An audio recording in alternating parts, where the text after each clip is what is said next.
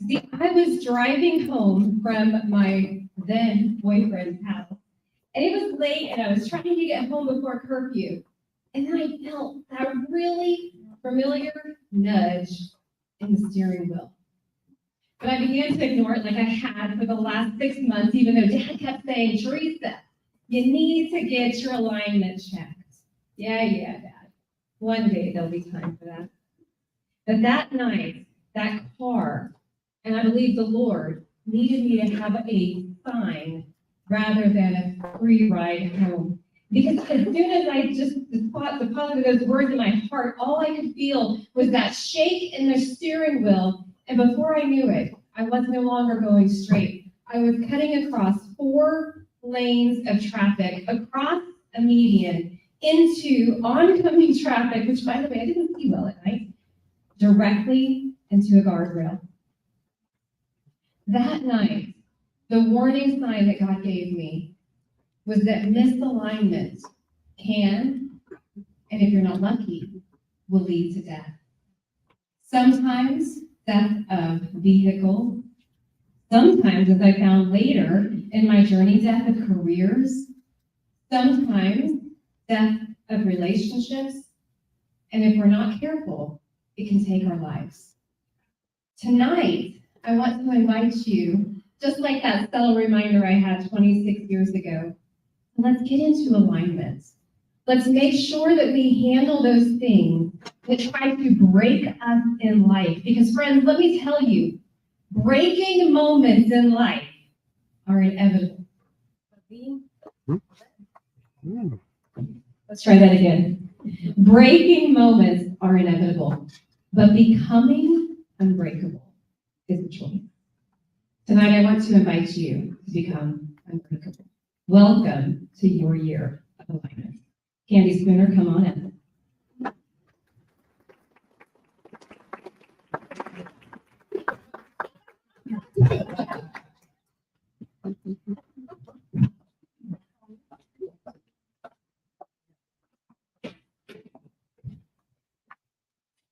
Our first voices tonight help people recover identity. Uh-oh. 1 second. Sorry. Let's do it this way.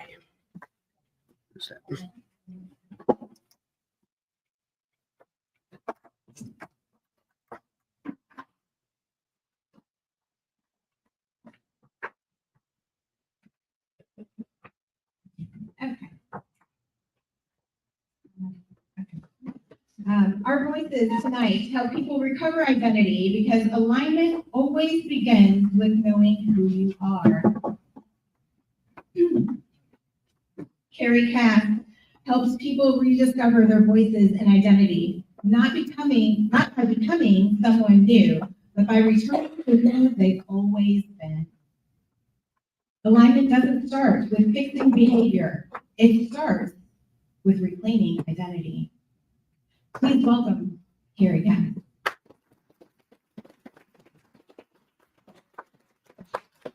Thank you.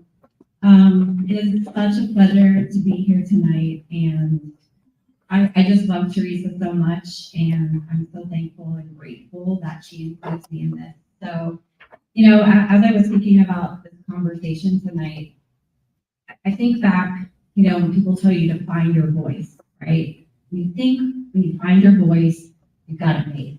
You're successful, doing what you're supposed to be doing. Is that really true? Because if your voice doesn't match your identity, your foundation is cracked and your building will fall. Now, I'm going to share with you my personal story of realigning my voice with my identity. See, because I thought I had a voice. I had a career that was going really well. I was in a job for 14 years. We were growing. I was, really well grounded in the Austin community. I had written a book, partaken in a book, Peace to Purpose. I was speaking on stages. I was being podcast guest. I thought I had it made. I thought things were going really good. And then May of last year, and it's so funny, Because the day after this happened, I was in this building at this conference.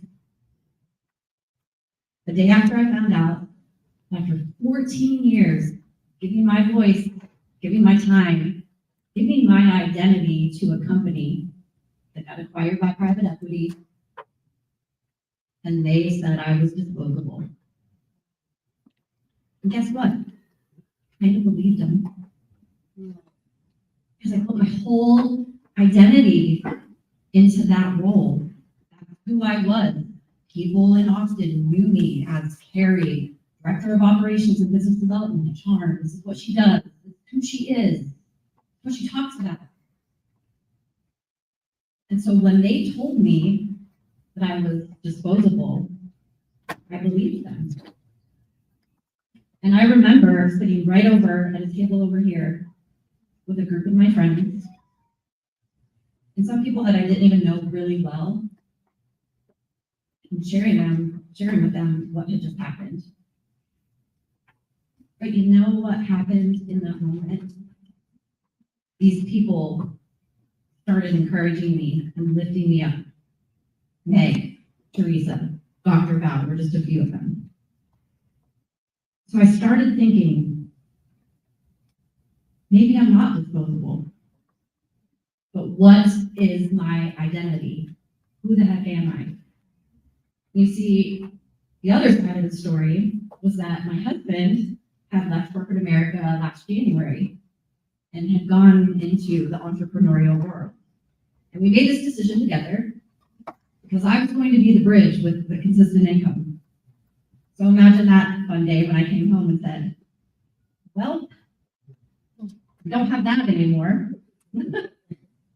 But you know what? When I came home and I told him, and we were just talking about this the other day, he said, Carrie, you just came in and you had such an ease about you when you walked in the door and you told me. And I said, you know what? I feel freed. Yeah. I feel freed from the resentful yeses. I feel freed from that acquired voice that I have.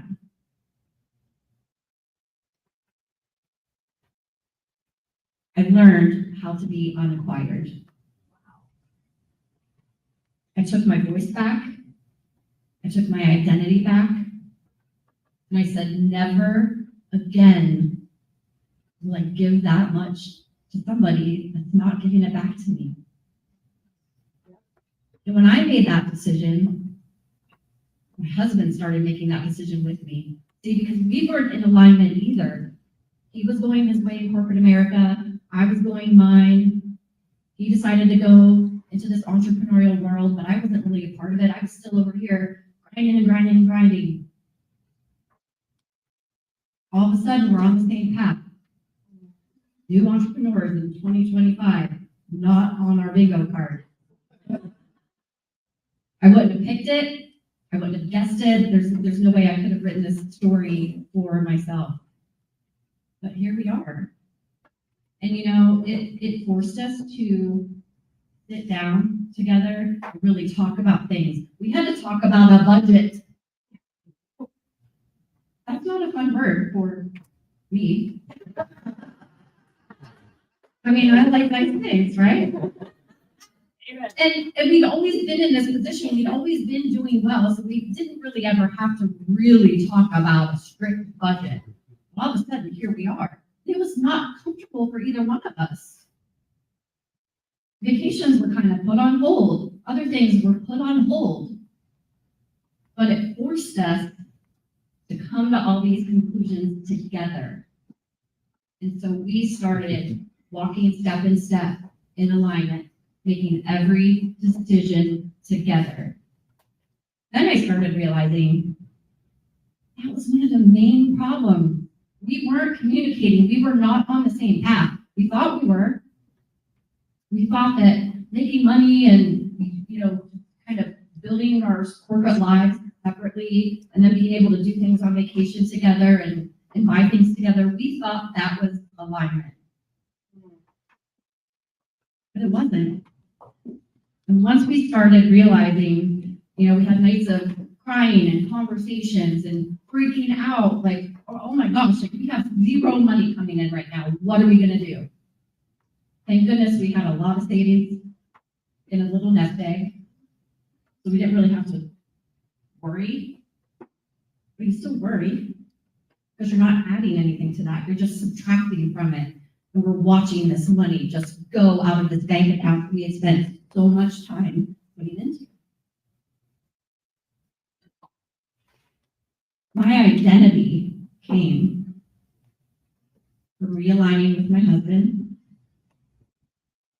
realigning with to God. And at that point, I realized I don't want to go back to work for somebody else. You see, I still had fear. I was still applying for these jobs that were, healthcare admins, and because I was fearful that was the only, because my resume told me that that's what I was supposed to do, right? But I had spent 14 years immersing myself in the Austin community. Every networking event, every community event, every chamber event, knocking on doors, meeting other businesses. And you know what happened when I lost my job, when another company told me I was disposable? Those people stepped up to the plate. Within 2 weeks, I had over 25 recommendation letters. Some of them I didn't even ask for. So the light went off in my head, right?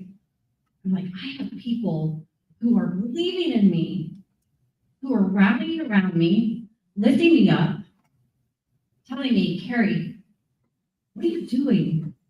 This is what I see you doing. Why aren't you consulting with other businesses? Why aren't you teaching people how to build a business? You did it for 14 years. You built that thing from the ground up. You hired every single person. You trained every person. You wrote every system. Why aren't you teaching people how to do that? Okay, well, how do I do that? You know what? It happened organically. Watch the front right there. He'll get stuck in there. I can't stand still, so. It happened organically because people started reaching out to me because people knew I built relationships that built trust and built a foundation.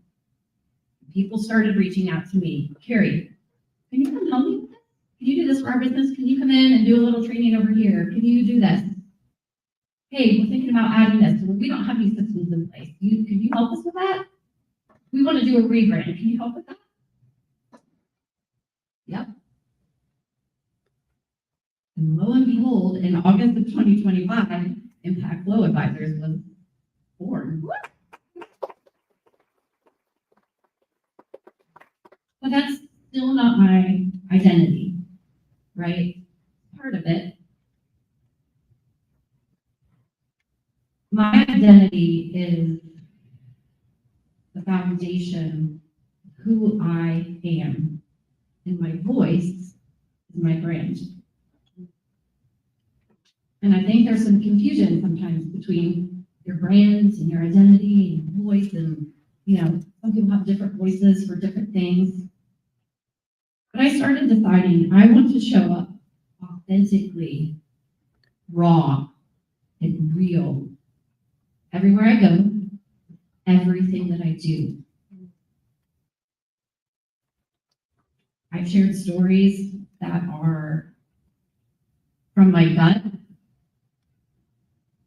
I've shared stories in writing. I've shared stories from stages. I've shared stories in personal conversations.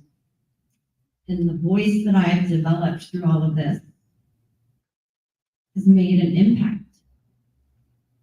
And isn't that what we all want to do? Make an impact? Yes.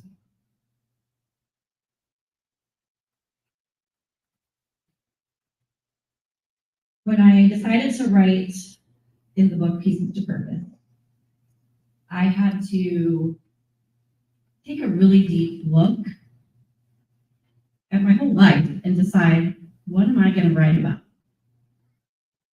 And I shared a lot of childhood trauma. I wrote about the sexual assault that had happened. I shared about my divorce, miscarriage, all of that stuff shaped that voice that I thought I had that had to belong to someone else. Right? That's why I felt disposable when somebody else told me that I was. Because I hadn't really come full circle yet. And it's funny how it's happening. And I'm still connecting the dots, looking backwards, going, just in the last 2 years, the things that have happened and the things that have aligned for me to be here, for me to be on any stage, blows my mind. My husband and I don't know, I mean, we love each other to pieces, and I will tell you that love has conquered all. Because I think a lot of other people might not have been able to go through all the things that we've been through. But now we're in alignment. We are in the best place we've ever been. Yeah. And I love that man so much. He's watching on the live stream. So I hope he can stay home. It's been a long week, but he's been so supportive. And how I know we're in alignment is John was always one, he likes to talk a lot too. And his dream was always to do a TEDx talk. And guess who got to do one? Yeah. But you know what? He showed up. He sat there the whole day. He was so proud. He was telling everybody about it. That's when I started seeing, this is different. He and I are different. Our relationship is different. It's because we made a decision to get in alignment, to get our proverbial SHIT together, and face this life as a couple. We are no longer divided. We are no longer walking on different paths. We're walking together, making the decisions, taking the steps. We're happier than we've ever been. And we are going to be successful. Nothing will come between us because we're aligned. And we have voices that are unacquired by anyone else. Yeah. Nobody will ever dictate my voice again. No one will ever take it. No one will ever tell me what the voice is supposed to say. So I think for all of you tonight, I just want you to ask yourselves, who owns my voice? Is it you? Is it a past trauma that owns your voice? Is it your job or somebody that you're working for that owns your voice?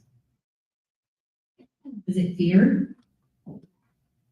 When you really take a look at that, you can dismantle it. Yeah. And you can build it back up again. Don't let your foundation crack. It's hard. It takes a lot of work and a lot of attention. But don't let that building fall. Find your voice, root it in your identity, and you will be aligned for your purpose. Thank you.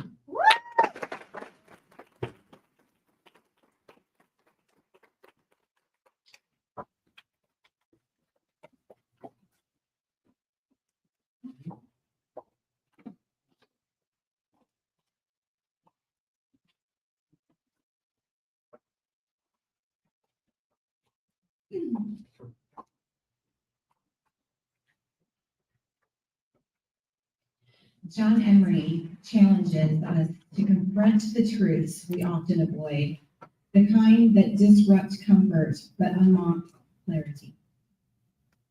Conviction, and real change. Please welcome John Emery.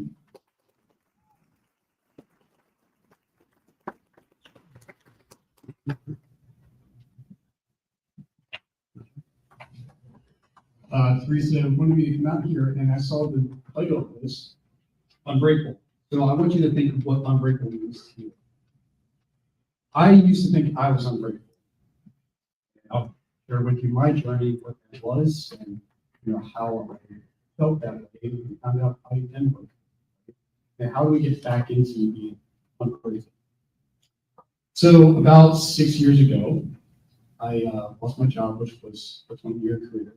I was in the logistics area with the shipping, receiving warehouse, the printing factory, and I was there doing my own thing, right? I was there at the job, making money, going home, take care of the family, the house, the kids, the wife, all that stuff. I always wanted out, right? Not knowing how that was going to be.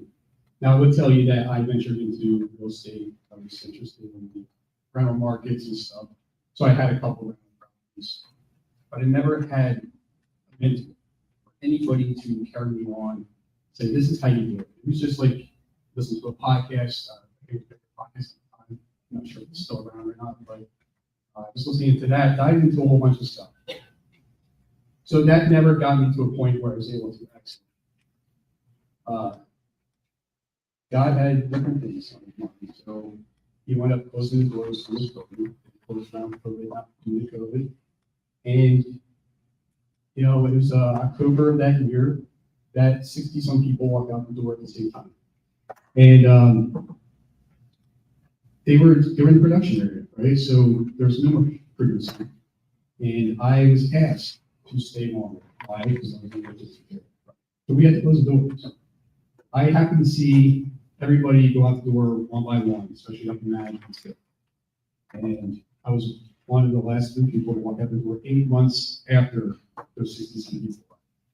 So this was, I don't know the square footage of the place, but it was a large manufacturing company, and it went to a shell.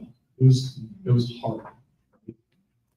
At first I was like divided in a way, like I could exit, I'm gonna go do something, I don't know what that is. But it was hard to see these men go out the door. They might not know what they're doing, right? This was their purpose in a sense, their livelihood. I wound up leaving the job, leaving on my last day, and I ventured into whole life insurance. Why? Because I knew somebody was looking for someone else like me, and I navigated that. What did that do for me? It opened up my eyes a little bit. Got to learn the market, etc. But it allowed me to experiment with YouTube. I was able to play around, make YouTube videos, share with people the information that I had to offer. So I was trying to talk with more entrepreneurs, or what I had to offer, it would have made sense. Right? Again, around COVID, so I mean, 2 children, they weren't the youngest, they were maybe 7, 8 or whatever at the time, and they would be at home throughout some of those days. At the time, their mother was taking on another job, and I was able to watch the kids for a little bit, and I was also able to work on the whole life insurance. That was my life-changing moment number 1, was losing a job. And then I had another life-changing moment within the same year. So basically May of the 1 year I lost a job, and then within the same year there, a year after. May I was mentioned the word divorce, right, which would have been a 15-year marriage with 2 kids. Something I never saw coming, and I'll tell you the story leading up to that. So it was around January before the word was mentioned that I noticed behavior changes. The lack of communication was there, and I would say that maybe the communication was never there. It's looking back, right? And I can share learning after the fact of going through all this, you can see what you need to work on. That January, I wound up listening to a podcast, and I share with you real estate and all that kind of stuff. And so I listened to one, it's called Dad's Edge. I believe it's still out there. It's for men, and women listen to it too, but you can go check it out. It's on anything. And so they had a community, right? And it was weird and I don't even remember the episode. It was just me listening to this podcast, and then hey, we have a community of men, and we talk about anything, and you can come and join, right? So it was a membership deal. And here I am, pretty much no job, losing what's going on at home, to where I don't know what at the time, right? Driving myself crazy. I called them up and they accepted me, right? It was basically like, okay, can we help you, whatever. So I wound up taking, the offer there and I signed up. So they had all these Zoom calls. They jump on at night, but I'll put back up, don't worry. They would jump on at night and I felt like there was something on, right? I felt like I was losing everything. So I didn't feel like I was able to jump on those calls because I didn't know what was going to happen. In the simple sense that I wanted to spend as much time as I could with the kids, not knowing what could happen.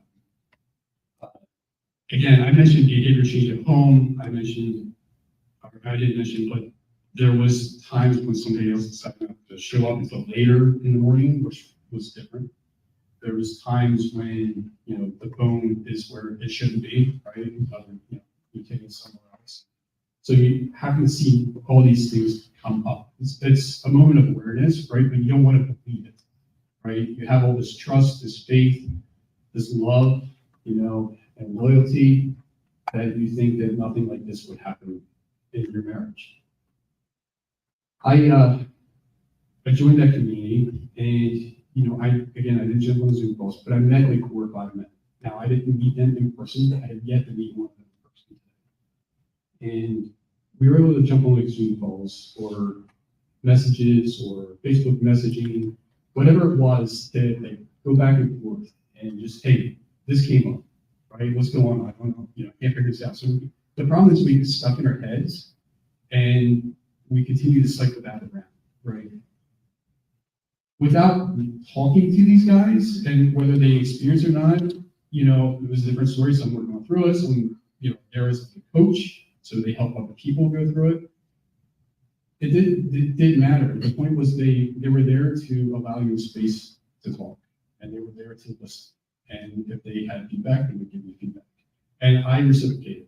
I didn't feel like I was that person that they needed to talk to at the time, but I was there. Going through that part up to the word divorce was hard. I would tell you, if you want to lose weight, don't see divorce coming. You can do that. I lost about 20 pounds, and I also lost sleep, not knowing what was going on. It can drive you crazy, especially when you're blindsided and the other partner decides not to talk to you. And talking to these men changed my life. Basically, I guess you could say it saved my life, right? I didn't know where that would lead. I wound up taking the one guy's course. He had a coaching program, and it was on masculinity. And I'm like, what is this? Like, I never jumped on these words, right? So went through it. I'll be honest with you, it was a 4-week program. I stopped the first 2 weeks. This was probably around the end of April. So the word never came up yet. It was around the end of April. And I was a mess, right? And then the last 2 weeks, I was more calm, composed. I was able to write down everything he was sharing. So I learned a lot through what he was sharing. It got me to a place to where I was to accept the fact when she said the word divorce. I was done. I was fed up. I didn't know what to do anymore. But it got me to the safe place in my mind, my heart, where I was able to just say yes. You know what I mean? After that, I had to go through another journey.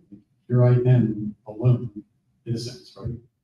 I was with her for almost 15 years married, and then 5 or 6 years prior to that. So basically my whole life. Now I got to figure out how am I going to navigate this. So I wound up working on myself mentally, emotionally, physically, spiritually, relationship wise, business, you name it, right? Like that was my way of experience. I was going to an event the following year. Like, so this guy in my area has a podcast, and he was like, I have this event coming up, and you want to come? It was all about growth. So it wasn't around the podcast. We had some great guests, and we invited them. So listen, sure, I don't know. So I went.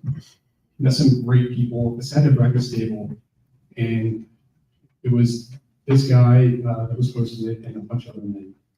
Everybody left, but this other guy, I don't know, I just still remember his name. I tell the story all the time. I wish I could find his name. He's like, what do you want to do? I said, start a podcast. And he said, do you have any? And I said, I take 10 Facebook Lives, which I did when I was doing life insurance, right? And I cut that out. And so he's like, I'll just strip the audio, sort of that. But it wasn't what I wanted my podcast to be. So I wound up hesitating for 6 months, right? And then I did exactly what he said, even though I never talked to him again. I did exactly what he said, and I had 10 episodes, and I started the podcast. So I started Life's Checkmark. For the simple fact of not having an audience, not monetizing, it was just the fact of people coming on, sharing their journey, and just having open consult on the conversation. And I had so many great guests. There's so many ways we can look at this, right? But I wanted to share with you that, a podcast, just as simple as that, listening to one thing and taking action on something within the community could change your life. And some people just blindside that. Like, I never even thought I would reach out to the community, and I never even met. Right? I never took my relationship outside of a relationship, and here I am talking to strangers about it. It's so weird. I am not kidding, right? And that's what it was, getting out of that comfort zone. Like I never shared my journey like that with about the relationship. But having the opportunity to do that was a blessing, right? And that one coach I had, he mentioned, he's like, 10 men commit suicide every day from divorce. Not that it was immediate, but everything drags out. Right? I'm still looking at stuff, right? It's heartbreaking. So to hear that and to know that I'm not that person fills me up, right? And now I get to carry that on to other men if they want to, right? But my whole goal here is for anybody to share their journey, and so that other people can reach out to them, myself, and they're not alone, right? Because here I thought I was alone, but there's so many other people going down the same path that you already went through or are going through that need your help.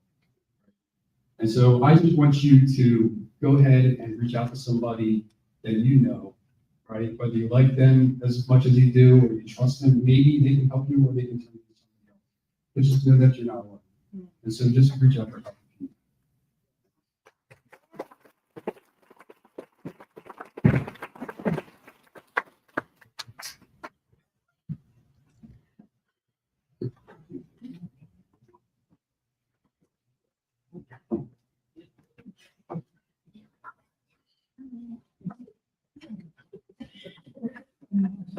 Willy-nilly is a rare to understand that alignment often begins when God closes doors and invites us to trust Him enough to step forward anyway. Tonight, Willie shares what happens when obedience comes before certainty.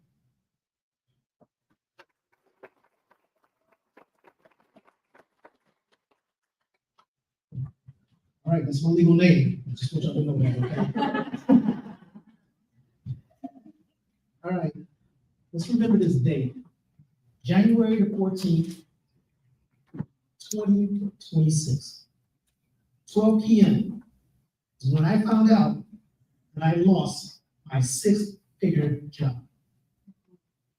Been with that company over 17 years. Now, when I found that out, I had to go talk to my wife.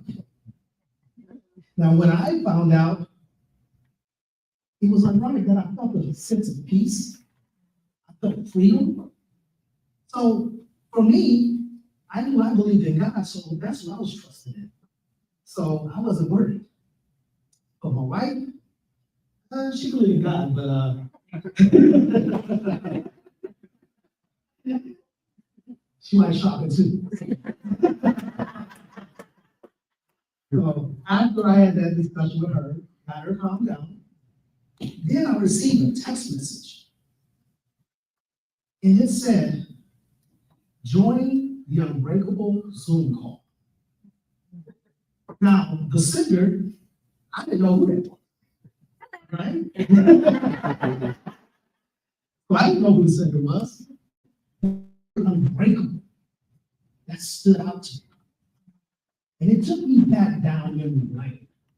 And I started thinking, like, unbreakable. I'm unbreakable. So I started thinking about my past. How many of you have ever been ran over by a bike that nobody else was driving, right? Well, nobody? No one? Okay. So I was at the age, I think it was about 12. I was 12 years old, and we stayed in a two-family flat in Detroit, Michigan. We stayed on the second floor. My dad always took my bike down the floor because it was a flight of stairs. And I think I was probably about the same height I am now. I just had hair and I didn't have glasses, okay? But, so I'm this little guy, and I have this bike. And I wanted to ride my bike. So that was my mission, was to ride my bike. So I said, okay, Dad was gonna be coming home late. By the time he got home, it would be dark. And you know, then, street lights on, guess what? You need to get a house. So I wanted to ride my bike. So I decided to take my bike out. I get it on the first landing. I'm like, okay, I got this. So then I did it on the second landing. I'm like, all right, we going, we rocking and rolling now, right? So then I'm holding the bike, and then I lose my footing. And next thing I know, I'm falling backwards down the stairs. And as I'm looking up, guess what's coming right behind me? My bike. So my bike literally runs me over. Okay? Lands at the bottom of the stairs on the landing, and it was down there like it was waiting on me. So I fall down, get to the bottom of the landing, and then the bike falls on me. Really? So I'm laying there in pain, but in that moment, I had a decision to make. I had a decision that I can either lay there and just waddle in my pain and sit there and think about all of the things that I could have done differently, or I can get up, brush myself off, and complete the mission. And my mission was to ride my bike. So I decided to do the latter. So I said, okay, all right, you know what? I'm not gonna cry. We'll go ahead and get up and go ride my bike. So I did that. For me, when I see that word unbreakable, it was an unbreakable moment for me. Because I had a decision as a kid to make. And I decided that I would finish the mission. So then, I also started to think about when I decided to move to Las Vegas from Detroit, Michigan. And I never forget, because I was in my living room and I told God, I said, hey, I know you put it on my heart to move to Vegas, so I'm going to listen, I'm going to be obedient, I'm going to do that. But, hear me negotiating with God. I said, but,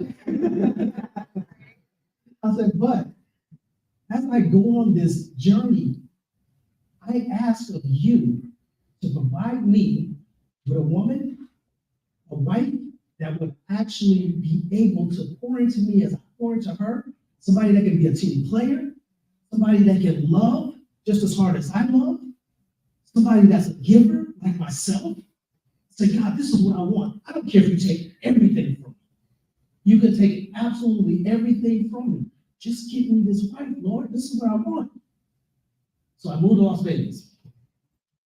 Met this woman, cute as a button, right? Cute as a button. And fall madly in love with her. Madly in love. But anybody ever seen that movie, The Devil Wears Prada? I dated her. So this woman It was the worst woman I ever met in my life. It was the worst relationship I ever had in my life. And in that moment of that relationship, I lost everything. I lost my cars. I lost my house. I almost lost my life. I am a survivor of an attempted suicide. So in that relationship, I lost everything. I wound up being homeless. But in the moment, that's when I met my wife. I met my wife when, as they used to say, not having a pocket this side, the window thrown out of, that was me. I didn't look my wife saw me because I ain't had nothing. And child support was eating me up. And then I knew that God had humor because you see my wife, you see me, you're like, man, that's gotta be God. So, I was like, okay. I was like, God, I'll take it. Okay, I'll take it. And so my wife, she was there for me. She was that light in darkness for me. So I was like, okay, all right, cool. All right, God, I got it. But I remembered in that moment, my mom saying to me that be careful what you wish for because you just might get it. And then I thought about it. Oh, God didn't want nothing. I said, all I want is a wife. He gave me that. Right? So I said, all right, cool. I got that. But again, back to the text message. Then that's when I decided I need to jump on this Zoom call because it aligns with my life. Because just what I told you, there are so many other things that's happened in my life that this team aligns with me. So I said, I'm gonna get on this Zoom call. I get on the Zoom call, and I like fall madly in love with everybody. I'm like, I want to hug everybody through the screen, you know? I'm like, these people are amazing. Absolutely amazing. And then I heard Teresa say, things don't happen to us before us. I didn't believe that. I didn't say that to people, right? Like, man, it's meant for me to be here. So I said, okay. And I also heard Dr. Bell talk about mission, vision, purpose. MVP. Yeah. I'm like, man, that's me, you know? I'm like, I have a mission, I have a vision, I have a purpose.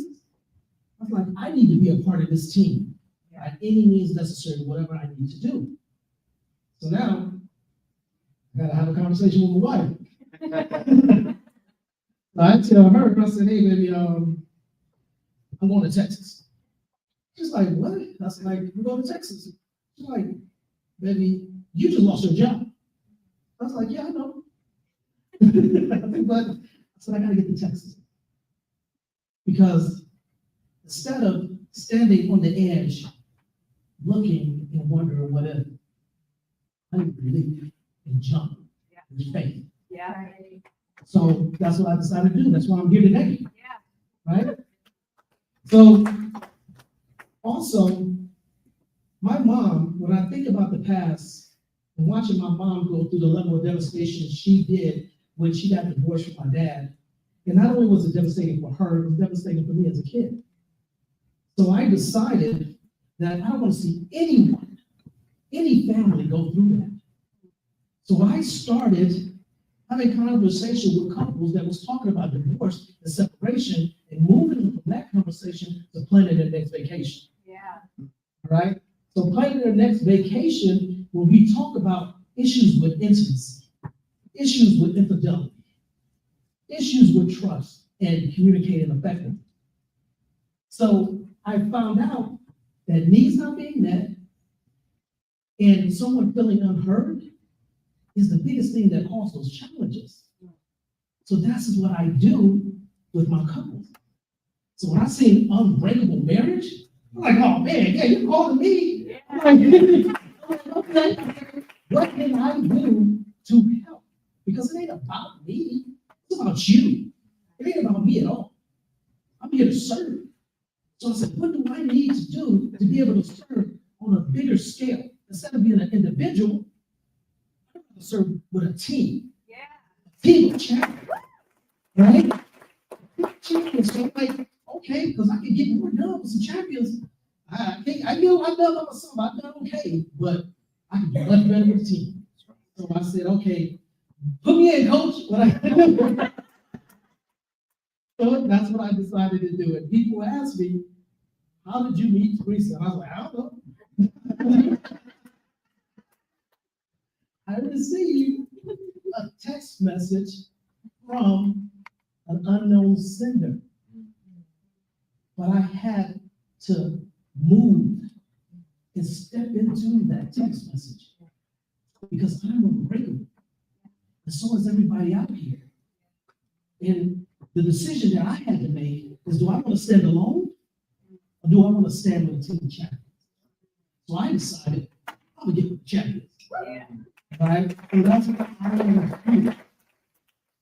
And also, lastly, I had to have a conversation with my wife right before we came. Simply because we're going on 17 years of a successful marriage. Okay? My wife is absolutely phenomenal. She's the greatest woman in the world, and my mom. Okay? But I had to have a conversation with her. I said, baby, when I came and I talked to you about going to Texas, I said, what did you say when I said that to you?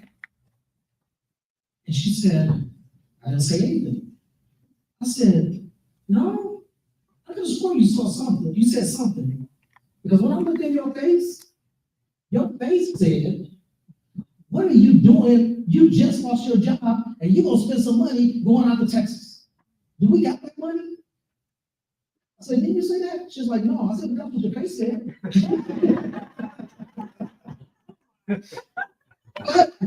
but in my defense, okay, because of 17 years, right? We've been knowing each other for 17 years.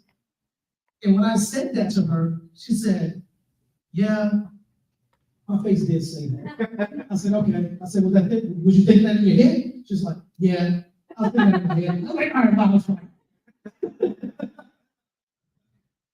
But like I said, she's absolutely amazing, phenomenal woman. I'm glad that I made the decision to leave. Because this team is amazing, and I want to be on a journey with them to help them impact the world. Right? Thank you.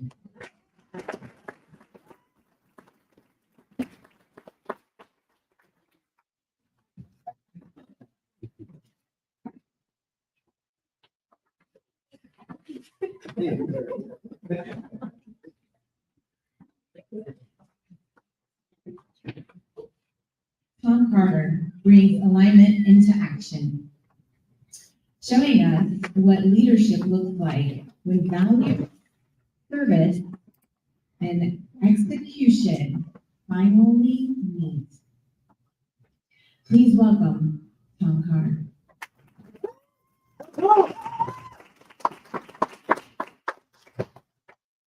Well, I am not willy-nilly, and I have never been attacked by a bicycle. That was great, huh? I would tell you this, though. My childhood was very different. I didn't get attacked by strange machines on the stairs. Let me just share this with you. 1 out of every 4 kids in the state of Texas does not have food in their away from school on the weekends. They rely on those school meals, right? Breakfast and lunch. And as a nutrition coach, as much as I moan about the quality of those meals, they're crucial. When I was a kid, I didn't know the word food insecurity. I didn't know that term existed. All I knew was I was hungry. Right? We were hungry all the time. I didn't know. I've been married 33 years. It's all hurting. I gotta say that.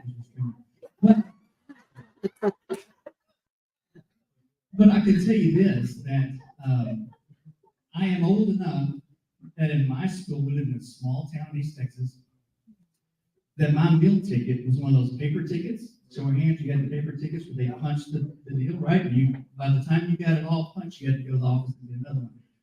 I was in 3rd grade and I pulled my meal ticket out and neighbor friend of mine, a buddy of mine, named Kent Stevens, pulled his out, and he looked at me and he said, hey, why is your ticket red and mine is blue?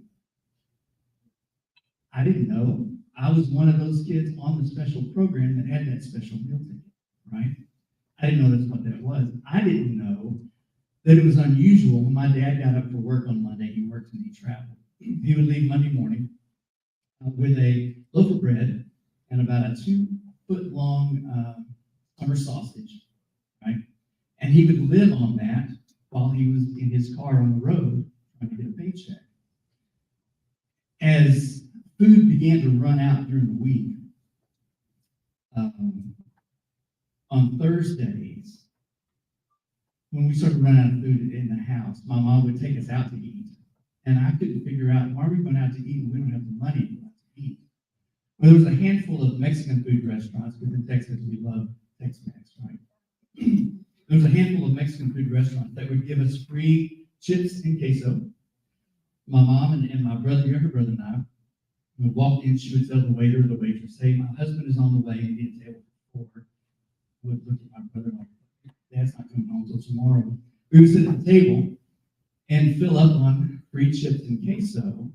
And then after about 30 or 40 minutes, my mom would flag down the waitress. Well, I guess my husband's not coming. We're going to have to go. She would pay for her sweet tea, and we would go home with our bellies full, right? And I have 100 of those stories. But none of those things seem to be in alignment as a kid.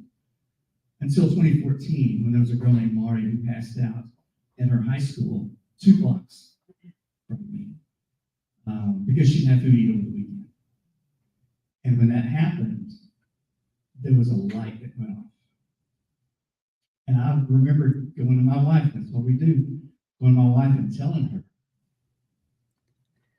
and saying, I know 1 out of 4 kids in Texas, that's a lot of kids. We can't do everything, but we can do something, right? So we gathered some people from our church group, from my daughter's soccer team, from a scout group.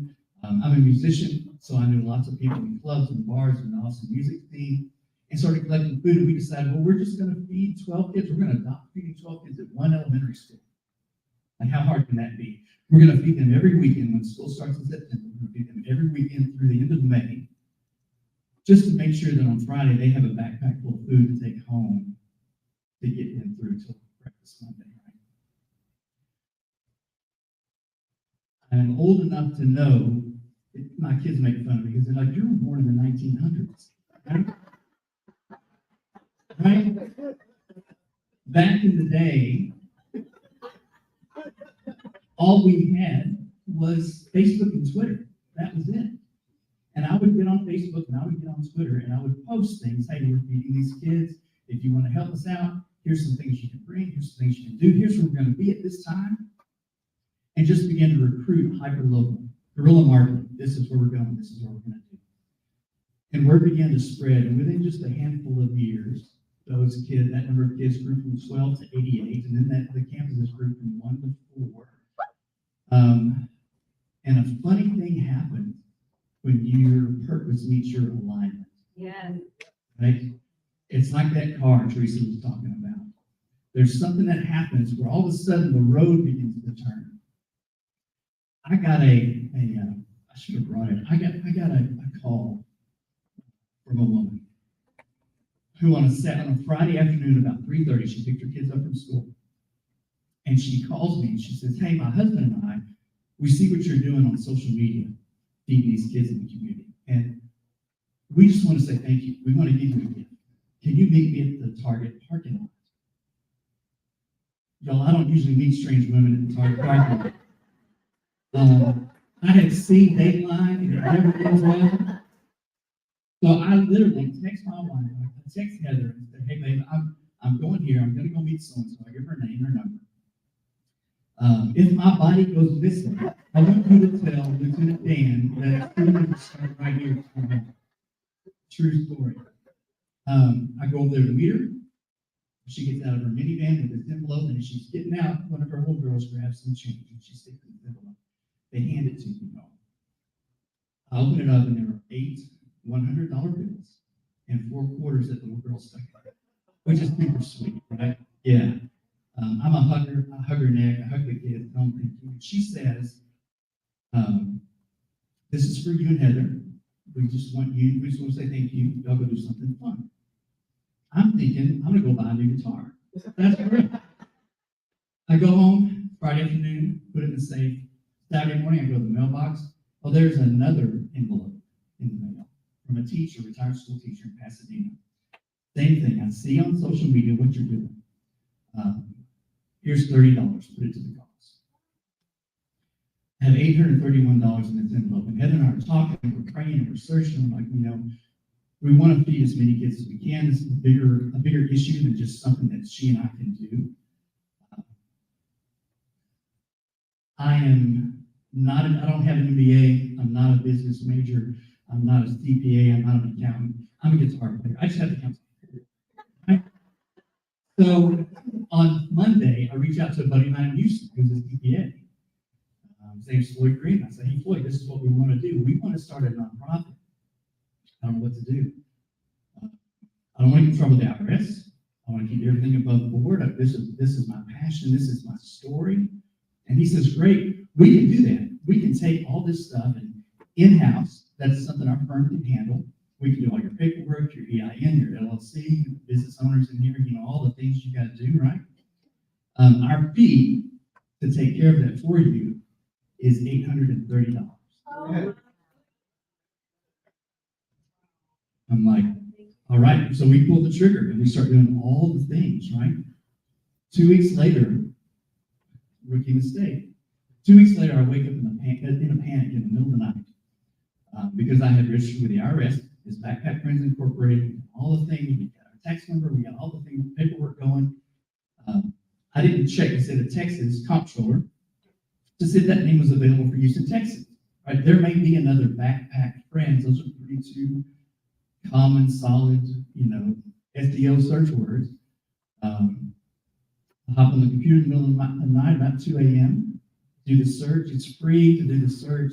The state of Texas charges you about $40 to register. No big deal, not a big expense. So I put in my info, my credit card, go back to bed. Sunday morning, I wake up, grab my phone, check my email, and the state of Texas did not charge us $40. Because we're a nonprofit, they charge us $1, which took those 4 quarters out of the envelope. Yeah. So, would it surprise you to know that that envelope is now framed on my desk in our warehouse? Would it surprise you to know that those 12 students that we began with has now turned into more than 190,000 children in Central Texas? And I say that, I share that story, I get emotional, I share that story because it's not that I'm smart. It's because there came a point in my life where your past, your situation, all those elements that began to shape you and mold you, there comes a point where you hit that crossroad and you have an opportunity to lean in to the unknown, just like we were talking about. You step into what you don't know and you trust. There have been a lot of things that we've learned along the way. Because our program, the kids in our program are anonymous, we do lots of events with corporate volunteers, and I have a friend who works corporate at Dutch Bros, which is a coffee place here locally, right? Love Dutch Bros. They come in and they do all these packing parties. We do this thing on Monday nights where it was like, if you can imagine Costco and Beyonce having a baby, and then we play for a rave. It's amazing. We crank up the music, we feed all these kids, and we go through this whole process. And at the end of the night, I'm doing Q&A, and we've got all these millennials, 20-somethings, talking and asking questions about where do you get the food, and who are the kids, and what schools, and blah, blah, blah. This girl raises her hand. She's 21, 22 maybe. And I think she's going to ask another question. And what she says is, she raises her hand and she points to this pile, this mountain of food that we just packed. And she says, when I was in high school, I relied on these bags of food all 4 years of school. Y'all, you could have heard a pin drop in that warehouse, in front of her peers, in front of her coworkers. One of the most amazing things that I have learned in this journey is we talk a lot about alignment and purpose. And I will tell you, you're sitting in this room, you're not here without a purpose. I will tell you that some of you, as I tell that story, I saw it flash in your eyes. That you're thinking, yeah, maybe I'm built for something more than what I'm doing. Yes, you are. Your purpose is to bring forth what's in you. Yeah. It's already been put there.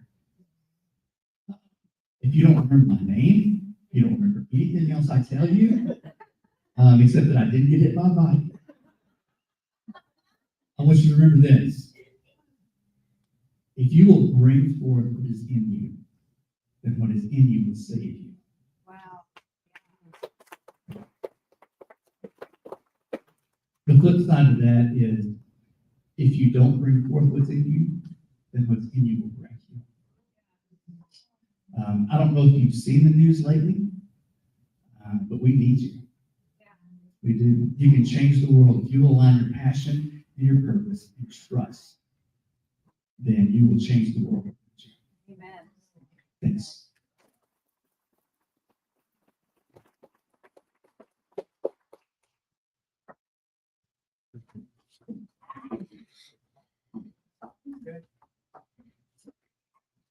Okay, looks like we're gonna take a brief break, about 10 minutes. So if you guys would like to get up, use the restroom, go visit our vendors, and our sponsors, and we'll be back in about 10 minutes.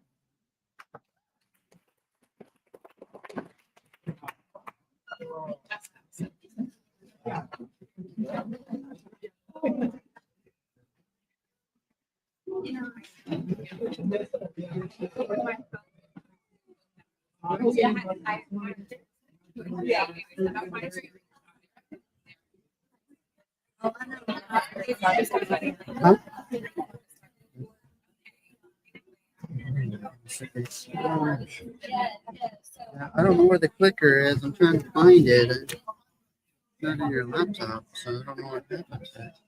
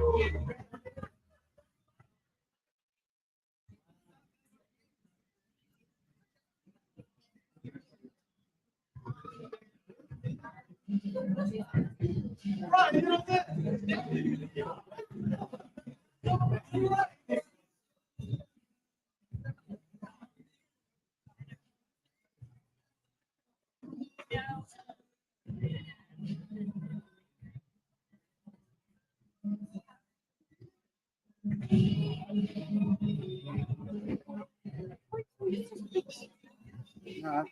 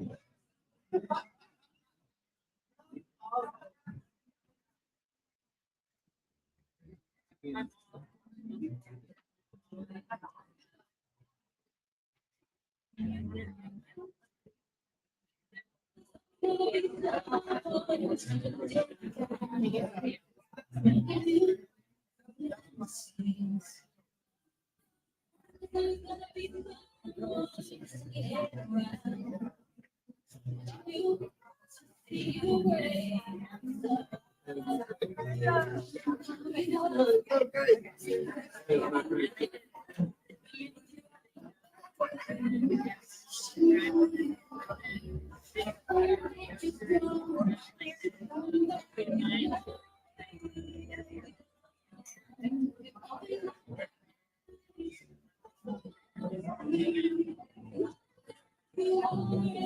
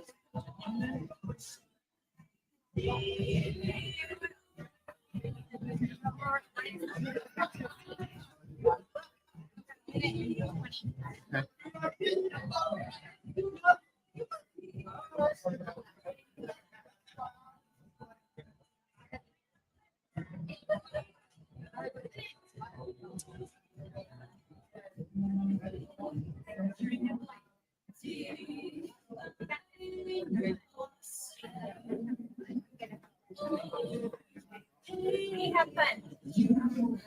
Have fun.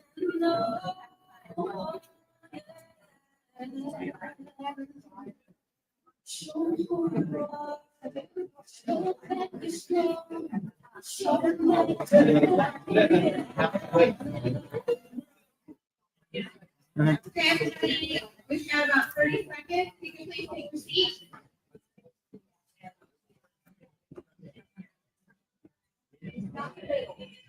So, yeah, the limit,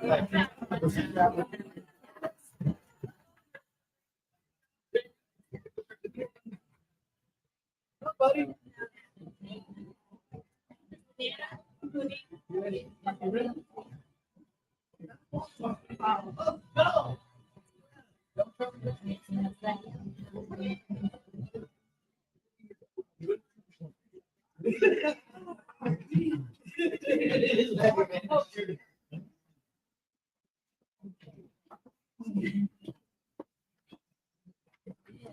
We want to take a moment to thank you, one of our incredible sponsors, Backpack Friends. One of the poor kids in Central Texas doesn't have enough to eat when they're away from home, from their school. Yeah. That's why Backpack Friends is so crucial.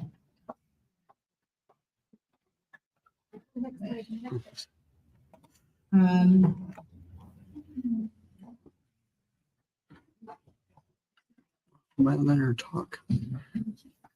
Okay. Okay.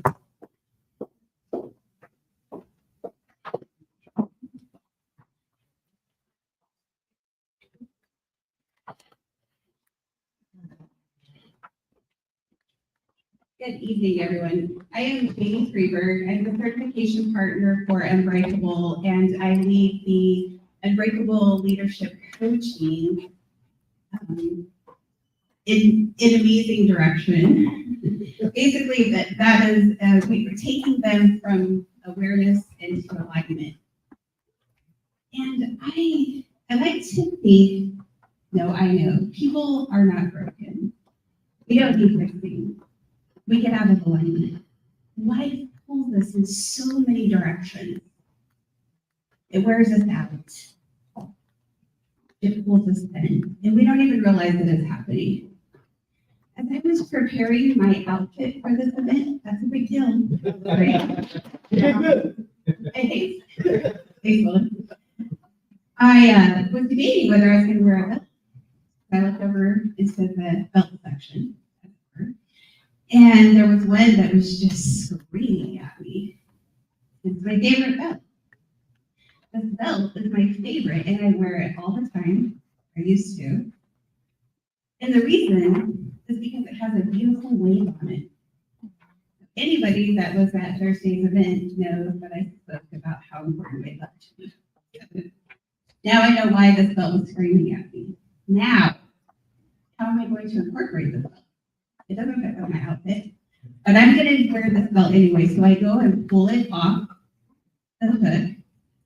And I say to myself, Jamie, I don't think this belt will make it through the night.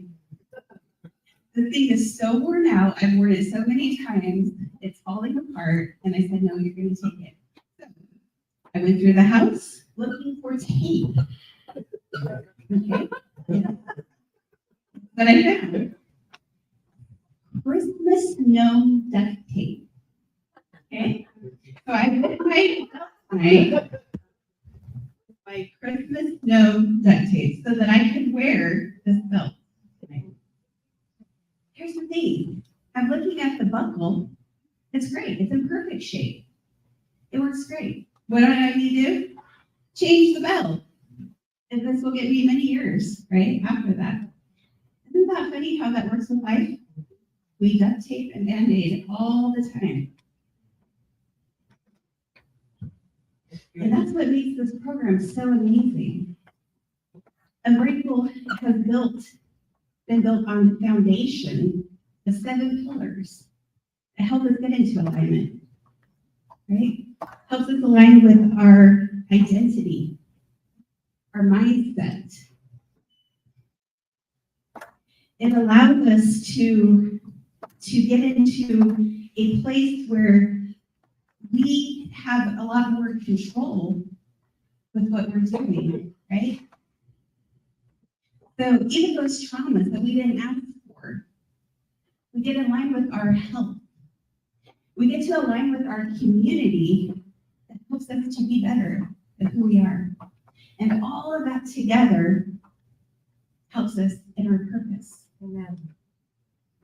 And that is what this panel tonight is all about. I'm going to bring up Lee Hogg, Angie Smith, and Karen Eaton.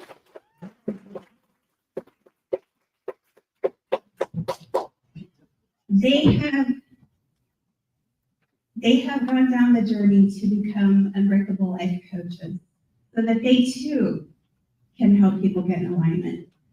And they have so graciously agreed to let me ask them some questions about why they're here tonight.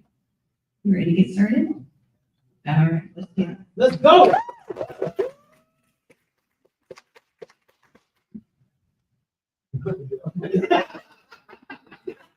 No.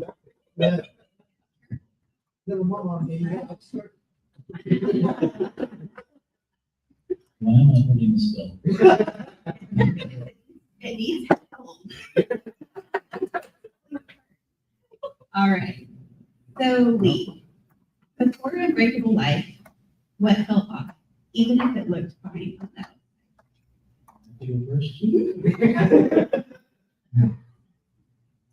So on the outside, I was a leader, a mentor, a coach, a husband, the same how we use is provide, protect, sacrifice. That's what I did. On the inside, I was dying. I was struggling. 30 years of alcoholism, 7 years sober. So that's kind of where my life began. Wow. Congratulations.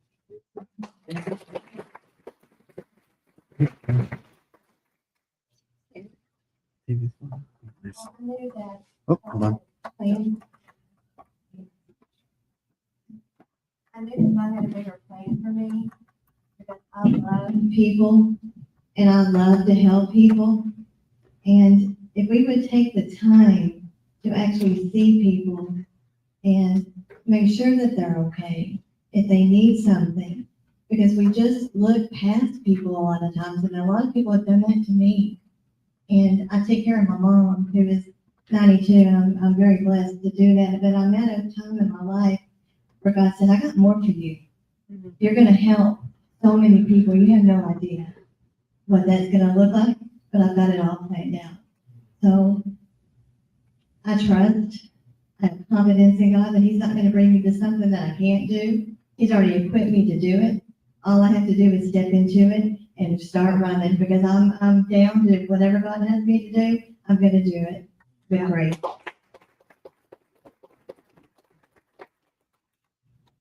Hello, everyone. I'm Angie Smith. When I was 13, I became one of those statistics coming from a broken family. When my daughter was 13, she joined the ranks as well. Those data points are just the top of the story. And, you can imagine, look around, maybe it's yourself.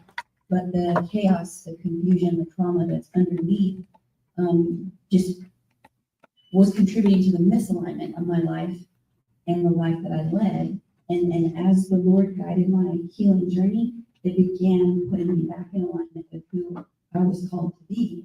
And as those things started lining up, I started having boundaries. I started having a language for those feelings that I couldn't understand or unpack. And then alignment started showing up in my life by getting doing business Jason Smith, getting 3 bonus children to have a family that was redeemed and restored. And now being part of this UnBreakable community has helped just reaffirm that alignment, and being part of the life coaching program has just been just a cherry on the top.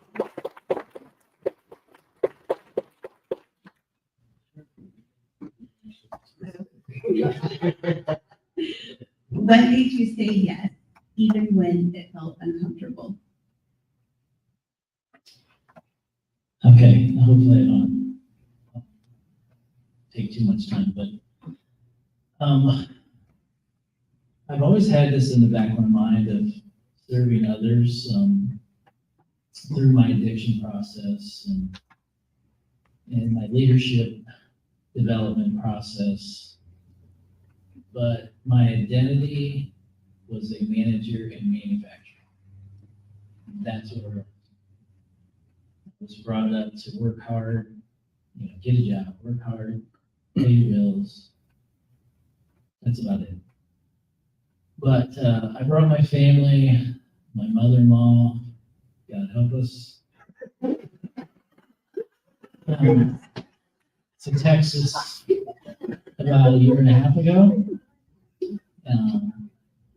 I had an opportunity that I've dreamt of starting up a plant in Georgetown. It was very successful. They paid me very well. And I thought 3 to 5 years, I usually run myself out of a job. By that time, we retirement, and I do something different. Well, about a year and a half into it, everything was really going great. Building teams, and it was just fun. And it was a Friday, and I went to the office and said I was not the right fit. That was a huge blow to my ego. I didn't know what else to do. So that's when I got my real estate license. I'm not sure that's what I want to do, but my wife, I hope I'm not talking too long. My wife, I did some speaking back home on recovery. My wife found this thing on one of these Facebook pages and hooked me up with Teresa. Next thing I knew, I'm doing a podcast. And now I'm sitting here talking to you guys.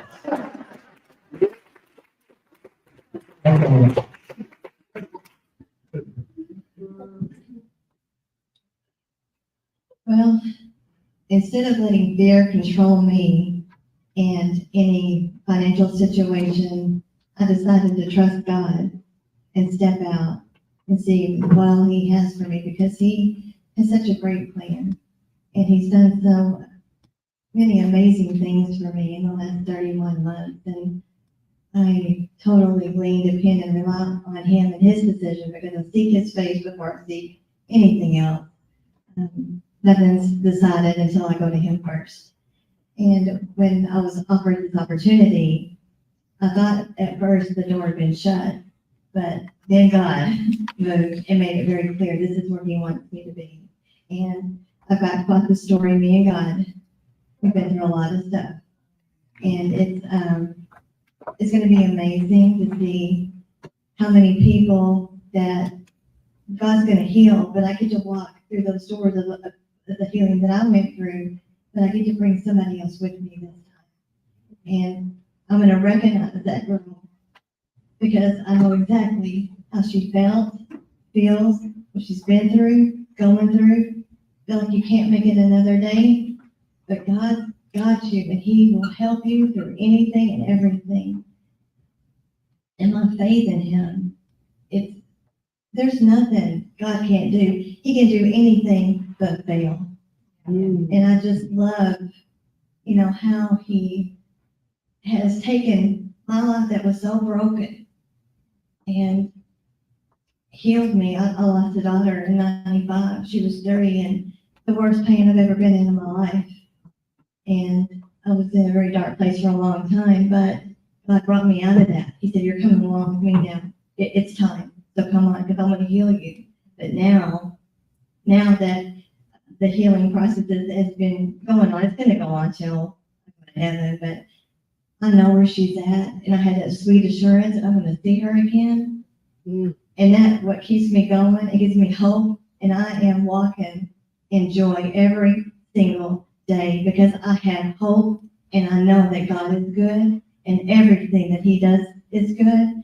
And what the enemy meant for evil, God has flipped it for the good. So take that, devil, because I mean,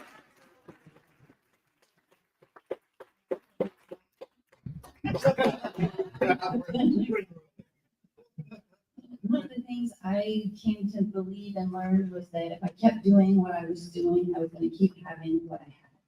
And so, was I okay with that? And the answer was no.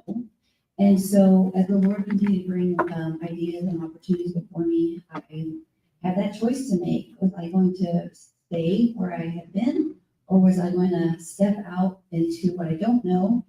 It's scary, it's new, it's a stretch. But it reminds me of Barton Springs because that body of water, 68 degrees, you cannot walk into Barton Springs. You gotta jump in. That's what I'm doing. And I feel like that's what the decision I've come to make is I'm jumping in and I'm gonna go where the Lord's gonna take me.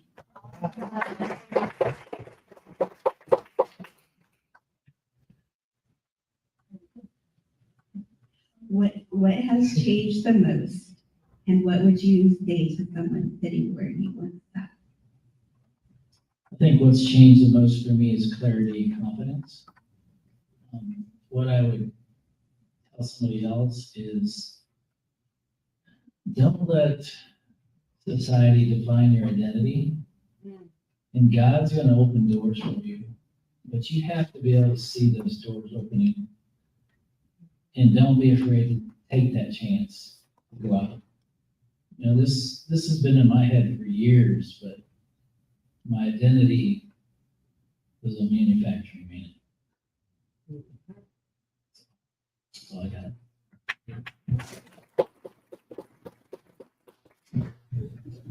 I think for me, when I joined this UnBreakable team, God made it very clear, what He's wanted me to do. And, it's instead of not sure, God's aligned me of what I need to do. He's put me on that path. And it's a learning process. And to have such great people around me to support, encourage, cheer me on, whatever it needs, pray for me, whatever it is, it's good. And, to someone who wants to do this, step out. You don't know what you're going to miss unless you do. Don't be scared. Face fear right in the face and say, no, I may feel fear, but I'm going to have faith to answer the door and step out to what God has called me and you to do, because we all have purpose. We all have something that God wants us to do, and whatever that looks like, it's different for everybody, but it makes a difference because people need to be seen, heard, and loved and cared for. And our things that we've been through, our experiences with God, you have no idea what you bring to people and how much you help them. Yeah. They don't have to say a word, but God knows, and I know, and this has been a total God thing, because back a few years ago, I would never do something like this, but now He's given me boldness and confidence that I've never had before, and I can't wait to see what He's going to do with it. in UnBreakable, in our training, we have a truth that we have come to live, and it is you are here on purpose for a purpose. And just like has been said so many times from this platform tonight, we're in this room, there's a call in your life, there's a purpose that only you can fulfill. The Lord is calling you to it, and all we can say is, come on when the water's fine.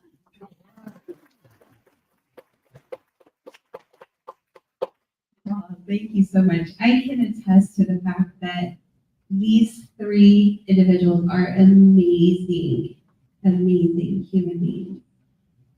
And they are, every week, they just show up so full, present, and ready for what we're giving them.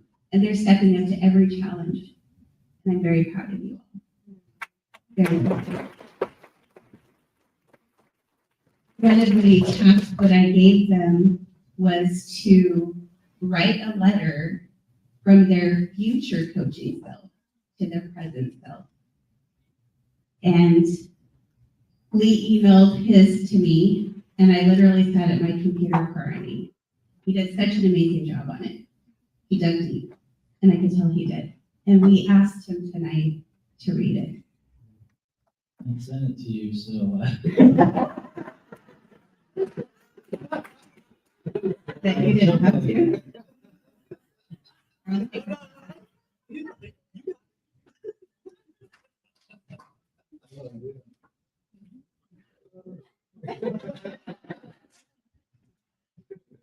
I was a little worried before because I couldn't get internet and I didn't print it out, so.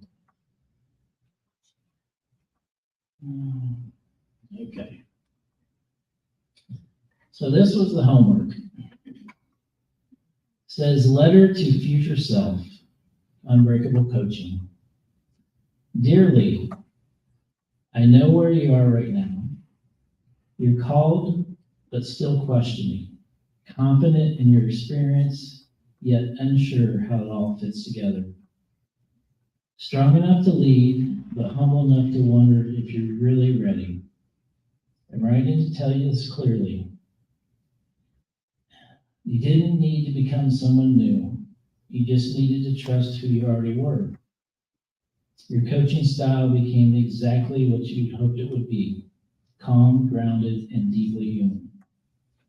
You never tried to fix people. You listened first. You met them where they were, not where the world said they should be. You led with presence, not performance. Clients didn't come to you for hyper motivation. They came because they felt safe, seen, and heard. A typical day for me now looks simple but meaningful. I start my mornings grounded, quiet reflection, prayer, and intention. Coaching sessions follow, each one different, each one personal. Some days are heavy, some are hopeful, but every day matters. I spend more time listening than talking, more time asking questions than giving answers, and when I do speak, it's from lived experience, not theory. You worried early on that you didn't have the right credentials, that your past defined you, that you started too late, that others were ahead of you. Here's what you eventually learned. Your story was the credential. Your recovery, your leadership failures and growth, your willingness to be vulnerable, your decisions to turn pain into purpose. Those doubts didn't disappear overnight. You outgrew them by showing up anyway. Each conversation, each client who said, "You get it." Each reminder that transformation doesn't require perfection, only honesty. The parts of your story you once tried to minimize became the very thing that shaped UnBreakable coaching. Your addiction didn't define you, but it refined you. Your leadership journey taught you humility. Your faith grounded you. Your mistakes taught you how to listen without judgment. You didn't become a life coach to be impressive. You became one because you know what it feels like to be stuck and what it takes to become unbreakable.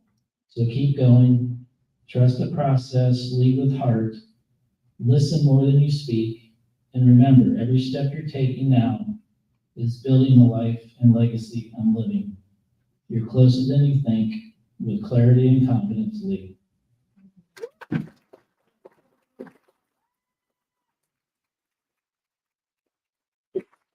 Thank you so much for reading that, Jonathan. You're welcome. So I just have one thing to leave with you tonight, just a simple little reminder that alignment is not about perfection. It's about honesty and support. That's it. Thank you.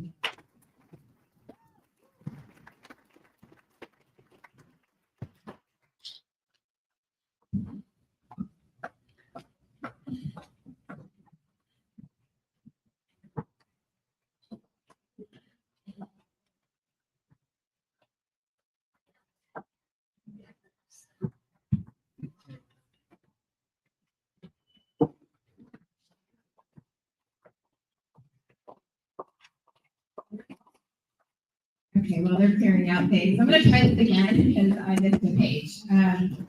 So we're going to thank our sponsors. We want to take a moment to thank one of our incredible sponsors, Backpack Friends. One in every 4 kids in Central Texas doesn't have enough to eat when they're away from our local school campus. That's why Backpack Friends is so crucial. We started as feeding just 12 children at one elementary school, has now grown to delivering more than 190,000 weekend meal kits across San Antonio, Austin, Waco, and beyond. Backpack Friends can feed a child for an entire month for only $20. Visit backpackfriends.com if you'd like to be a hero to a hungry child in your community. Simply Fancy. We'd also like to thank Simply Fancy for sponsoring today's food and dessert experience. Through their Confection Academy, they help kids and teens build leadership and entrepreneurial skills by connecting creativity, food, and edible art. This summer, they're launching a youth leadership program. If you'd like to make a donation or sponsor a child, please visit their table to learn how. Sip and Sparkle Southern Event. I also want to thank Kelly Bakley with Sip and Sparkle Southern Event. Kelly helps create beautiful, meaningful events for people who love to host, but don't always have the time or expertise to manage every detail. We want to what makes this especially meaningful is that Kelly has supported every UnBreakable event to date. She believes in the vision, the people, and the impact, and consistently shows up behind the scenes to help make these moments possible.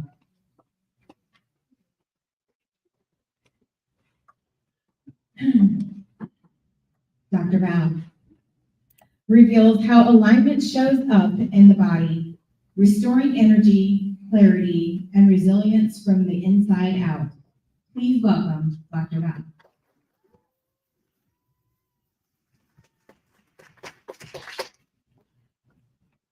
Thank you, Candy. And thank you for all of the wonderful and amazing speakers who have been up here and who have touched my heart, who've made us laugh, and who have made us cry.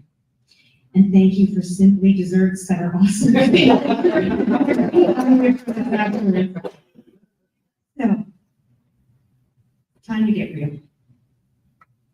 All right, let's do this. What we're going to talk about today is bioalignment. Not biohacking, but aligning with who you truly are. And we're going to talk about why this matters. And I'm going to tell you something that you've probably never heard before. And it's this: middle-aged fat women are mean. Yeah, I said it. And it's me. So listen up. But seriously, it was an actual study. why? What happened? So honestly, I was reading this study and it was done on women of a certain age who had hit that hormonal shift. And it showed that when women gain weight around their midsection, it affects their moods and their brain biochemistry, and they get irritable and frustrated and snippy. Middle-aged fat women are mean.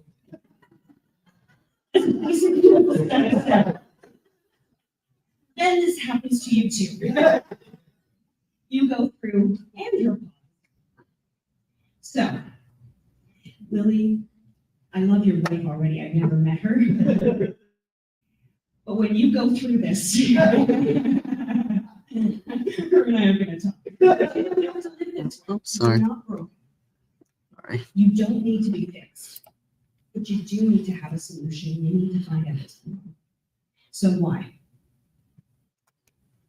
So let's talk about this. So what happens when your biochemistry goes off balance? Okay, here's what happens. Your hormones go out of alignment. Could be lower testosterone in men. Could be lower testosterone in women. Could be lower estrogen. Could be lower progesterone. And you start to gain weight around the midsection, and that visceral fat, that inflammation, actually does contribute to poor cognitive thinking. And at the same time, the lower hormone levels makes you think differently. But what happens is, again, you're not broken. This isn't judgment, but you can't see it when you're in it. So a lot of people have a midlife crisis. Honey, I'm flying to Texas.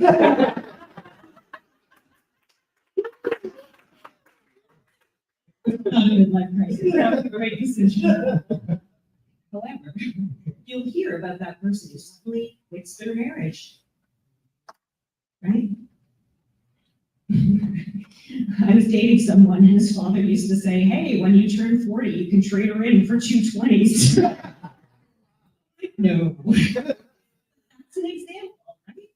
So you have these hormonal shifts, but you can't outthink bad biochemistry. You just can't. How do I know this? I just came from Toronto to be here. It's cold in Canada. It's dark in Canada. If you don't have enough omega-3s and you don't have vitamin D, what happens? Seasonal affective disorder. You get sad living in Toronto. I love that this is your cold weather. So here's the thing though. What happens? You can't recognize it, and then your stress hormones go off. And when cortisol levels at first go high, you get stressed and wired. But then what can happen is they crash and you get stressed and tired. But again, you just think it's normal. Oh, I should be feeling tired. I should be feeling achy. Isn't it normal to gain weight around the midsection when you are a certain age? Isn't it normal to gain weight with age? It's not normal. It's common, but it is not normal. You shouldn't have knee pain at 30 or 40 or 50. All of those symptoms of quote unquote aging, they're happening way too fast. And they're happening because there are things that are out of balance in your body that no one's ever taken a look at. And so what I love to say is, again, we gotta look under the hood. And we gotta see what's going on. So I like to say, the body is not a car, it is an ecosystem. And one system flows into the next, flows into the next, flows into the next. But I also do like the car analogy, especially race cars. I like to say my body's right. Why do I say that? It's because my body is so finely tuned that when I had just graduated with a degree in nutritional sciences from a top university in North America, I was sleeping for 10 hours, 10 to 12. I'd be up for 1 hour, I'd have to go back to bed. In my 20s, that's not right. I went to my medical doctor. Unfortunately, she did not say I was getting old. But what she did do is she took every test she possibly could. She did everything under the sun. And then she said, oh, wait, everything's normal. Go home and sleep some more. What? She said, you're stressed, just go home and sleep some more. That's called a coma. I can't sleep longer than I'm sleeping. So what am I gonna do? My aunt says, go see my naturopath. So we do some, the naturopath looks at me and says, this is your food. Gotta be out of your mind. How is this my food? I'm a nutritionist. I know everything. And so what happened is we did some food sensitivity testing. And I was allergic to life. Wow. What can you eat? Nothing. I can breathe water, I can breathe air, that's it, I'm done. Some of you in this room haven't met me, have the testing and know exactly what I'm talking about. Patients proud. However, you don't have to live like that. So I then went on this journey thinking, okay, I'm on a quest for knowledge. So I've been in practice now as a naturopathic doctor. I became a naturopathic doctor because I wanted the secret knowledge. And then I went on a quest for knowledge. I've been in practice for 26 years. I've studied different forms of medicine all over the world. I've had the privilege and honor of working with elite athletes in the NHL and the NBA, and the most amazing privilege of working with this gentleman, Steve Anderson, who is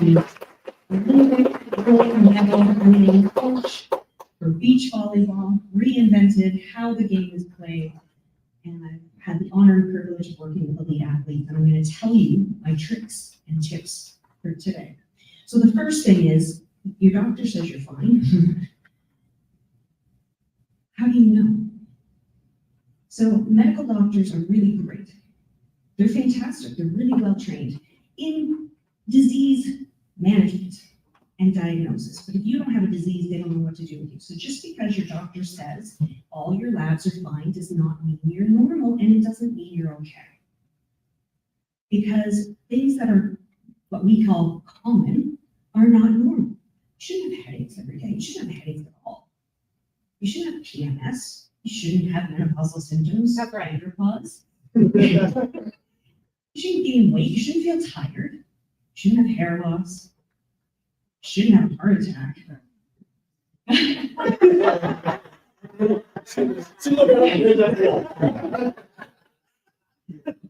These things are happening. We're aging way too fast. Now you might want to say, why is that? Well, first of all, you do need to achieve a challenge.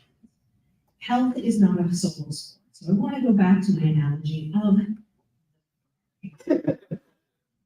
so some of us get a little bit of junk in our trunk, right?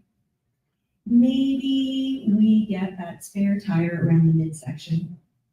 But I say my body is like a Ferrari. Why? Because some people have a Ford F-150 and they can put gas in there, they can put sugar in that tank, they can put whatever they want and it'll still go. But my body, I cannot put regular fuel in my body. I can't take my Ferrari down to the regular gas station and put the same gas in it and be able to perform. But when I have the right fuel, when I have the right oil, when I have everything dialed in, the body is wired for performance. And I'm telling you, your body is too. And also with a race car, when you take a look at any race, whether it's Formula One, whether it's most sport, whatever it is you're looking at, any type of race, that race is not won on the track. It's won in the pits. Yeah. So it's not a solo sport. We can't expect you to know all the answers, but you do need a team that's going to help you. And your medical doctor is a very big part of that team. If you break your arm, if you are having issues with your appendix, do not come to my office. Go to the hospital.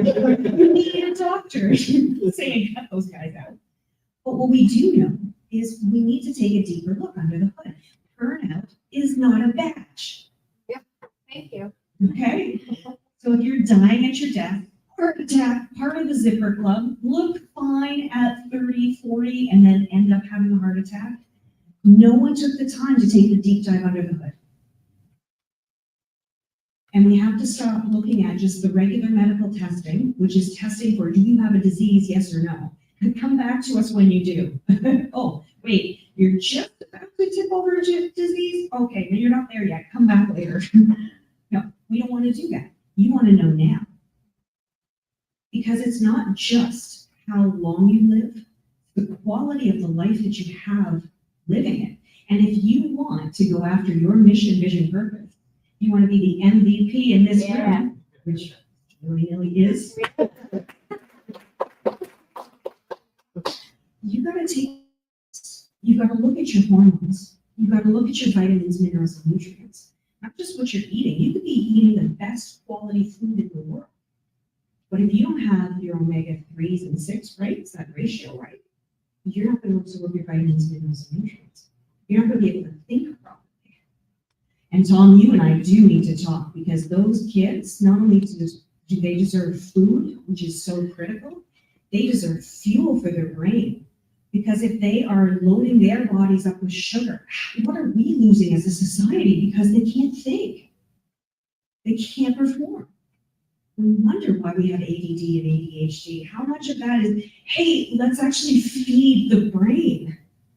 Let's prevent the insulin levels from going up and down. How about that? And then we need to look at our mitochondria. So with respect to, again, burnout, that's a sign. That's your body signaling there's an emergency here. We got to take a look at it. So we need to go deeper than surface medicine. And what we can do is we can look at hormones. Hormones like cortisol. Hormones that help in terms of looking at inflammation in the body. We can look at what your inflammatory markers are. But we can go deeper. We can look at vitamins, we can look at minerals, we can look at the mitochondria. All of these are critical. And there are certain people in this room who have had some of those testings whose cortisol levels were through the roof and did not know it. Yeah. Mr. I don't eat stress for breakfast. Stress. So, the roof all day long. But dude, you are headed for the zipper club. You're headed for a heart attack. And they're going to be like, he's so healthy. So we'll take a deeper dive. And then what we need to take a look at is there's a crisis right now in all of our society. Why? We're being starved, we're being poisoned, we're being lied to. We're being starved. The nutrients are not in our foods anymore. So there are a lot of reasons that I can go into, but that's going to take way more than a few minutes that I have left. And if I keep this up and start going on a soapbox, Teresa is going to be like, pull me off the hook. No, we're being starved. We're not getting the vitamins, minerals, nutrients that we need. Even when we think we're eating healthy, the vitamins aren't in the foods. And if we are having them in the foods, thank you, local farmers. We'd like to hug all of the local farmers for producing good food. But even if we are getting those nutrients, if we don't have the right omega-6 to 3 balance, we're not pulling them into the cells. They're completely useless. And then what's happening on top of that, we're being poisoned. There is sugar in everything. There are chemicals being put into our foods. We're not eating real foods. We're not eating food made from food. We're not eating one ingredient food. Our kids don't even recognize food anymore. Hey, here's an apple. What, it doesn't look like a food. They don't know what to do with it. So, and we're being lied to. Most of the information out there about nutrition is absolutely wrong. This calorie in, calorie out BS is a lie. It's a lie. Too many people are counting calories. Not enough people are counting chemicals. Yeah.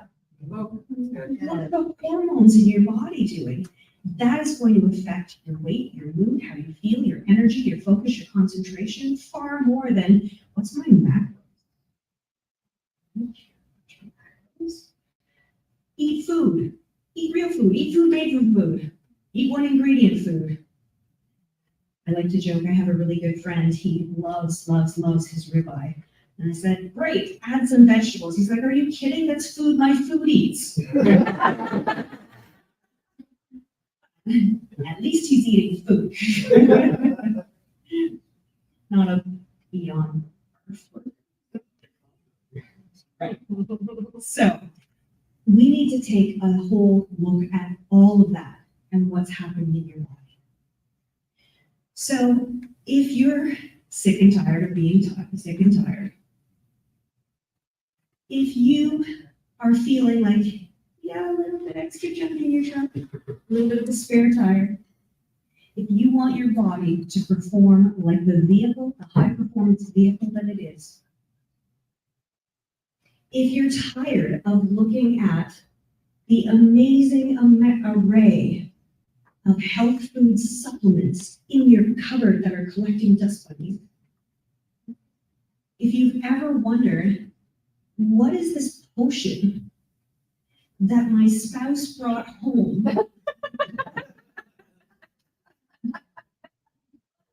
Then you may want to consider joining the UnBreakable Team of Champions.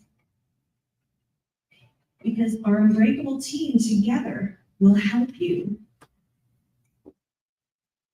perform at those limits. Because you should not be feeling like you are on the verge of collapse. You should be feeling just as healthy and vibrant right now today as you did in your 20s and your 30s. And if you want to perform at your highest level and achieve your mission, vision, purpose, and if you want to be in alignment for that mission, vision, purpose, and not feel like you've got run over by a bike, you need to be in alignment, you need a tune-up, and you need to check under the hood. Just because you feel like you're tired, just because everything's coming back for all your blood work saying that's normal, doesn't mean it is. And remember, just because something's common doesn't mean it's normal.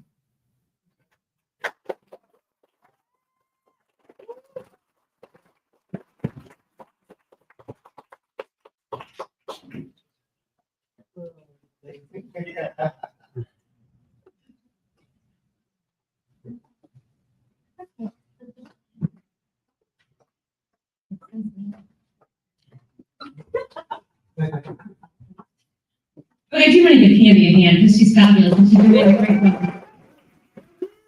Yeah, thank you, Candy. You guys have been having so much fun tonight, and I want to express my gratitude and thanks again for our sponsors and our vendors, and to each one of our speakers. I didn't write their script, but here's the thing.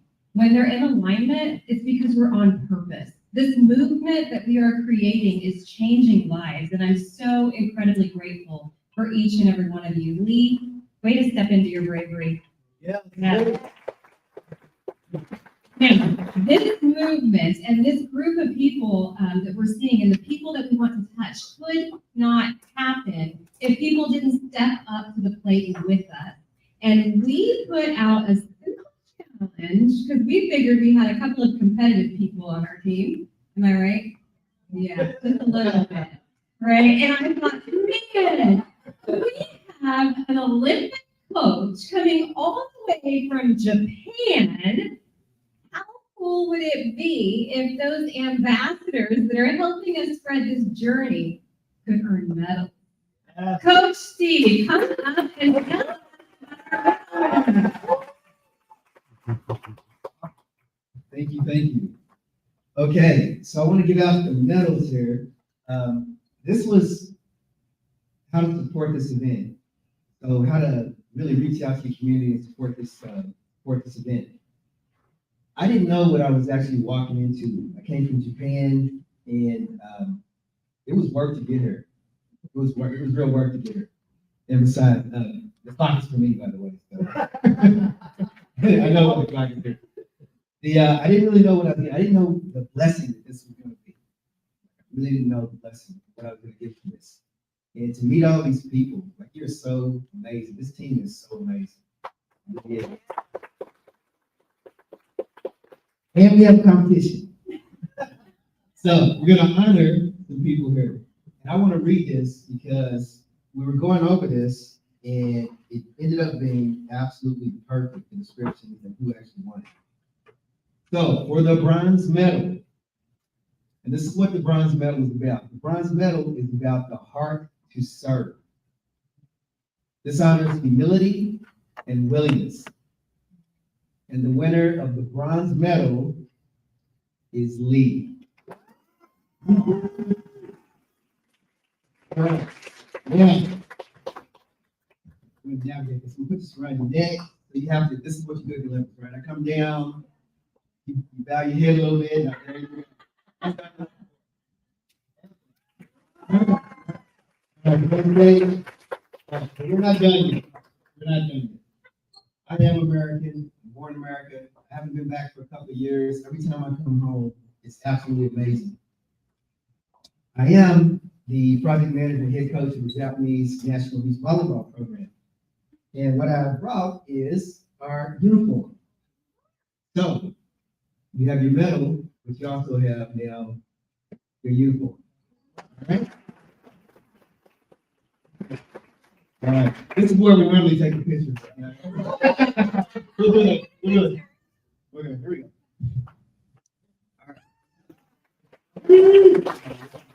All right. Now we have the silver medal. Yeah, what is the silver medal? The silver medal. Silver is the discipline to build. This honors consistency and reliability. I haven't spent a lot of time with this person, but from what I understand, this is exactly this person. We've heard her story. Come on up.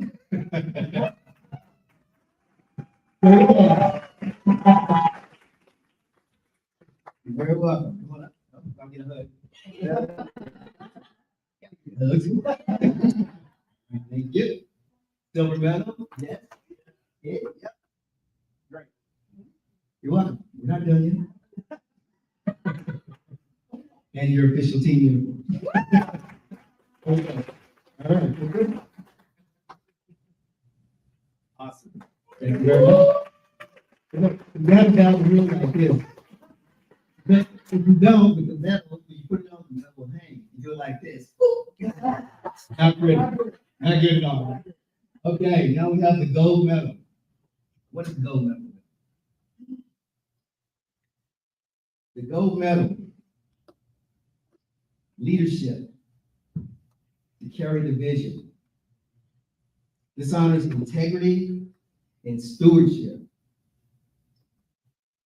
Tom, come on up.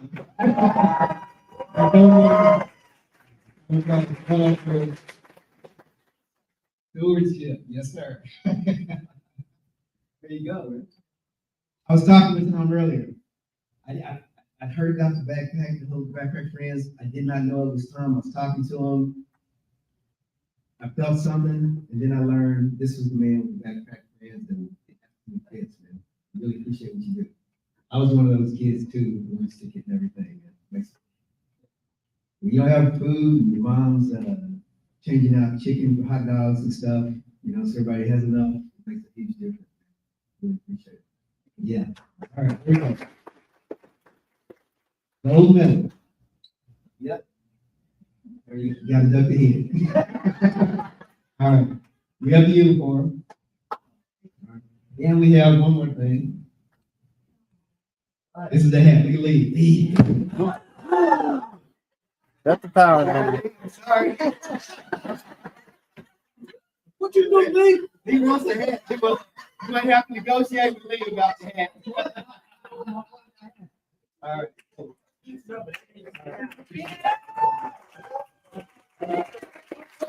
Oh, yeah, come back. All right. Look at that.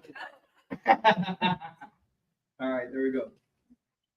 That's it. Okay. We've been blowing stuff out all week. Second time. I don't know if I need a microphone. All right.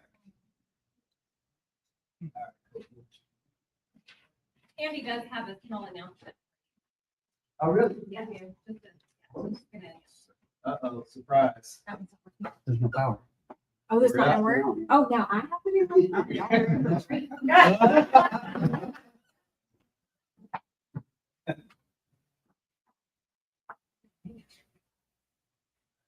All right. Coach Steve Anderson shows us what's possible when alignment meets discipline, unlocking elite performance in life, leadership, and relationship. Please welcome.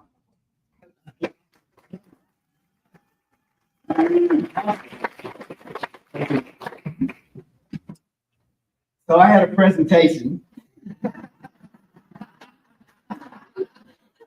I'm not joking. The timer is.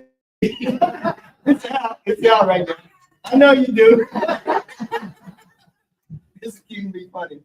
We did a presentation the other day. I had 38 slides. Or what was it? 20 minutes or so? Yeah, okay, same thing. Oh my goodness. As I said before, I cannot believe the blessing that this has been. I was in Tokyo, looking at the weather. It looks like the trip's canceled. But didn't feel like it was canceled. Feel like I needed to be here. But the weather didn't, weather said something different.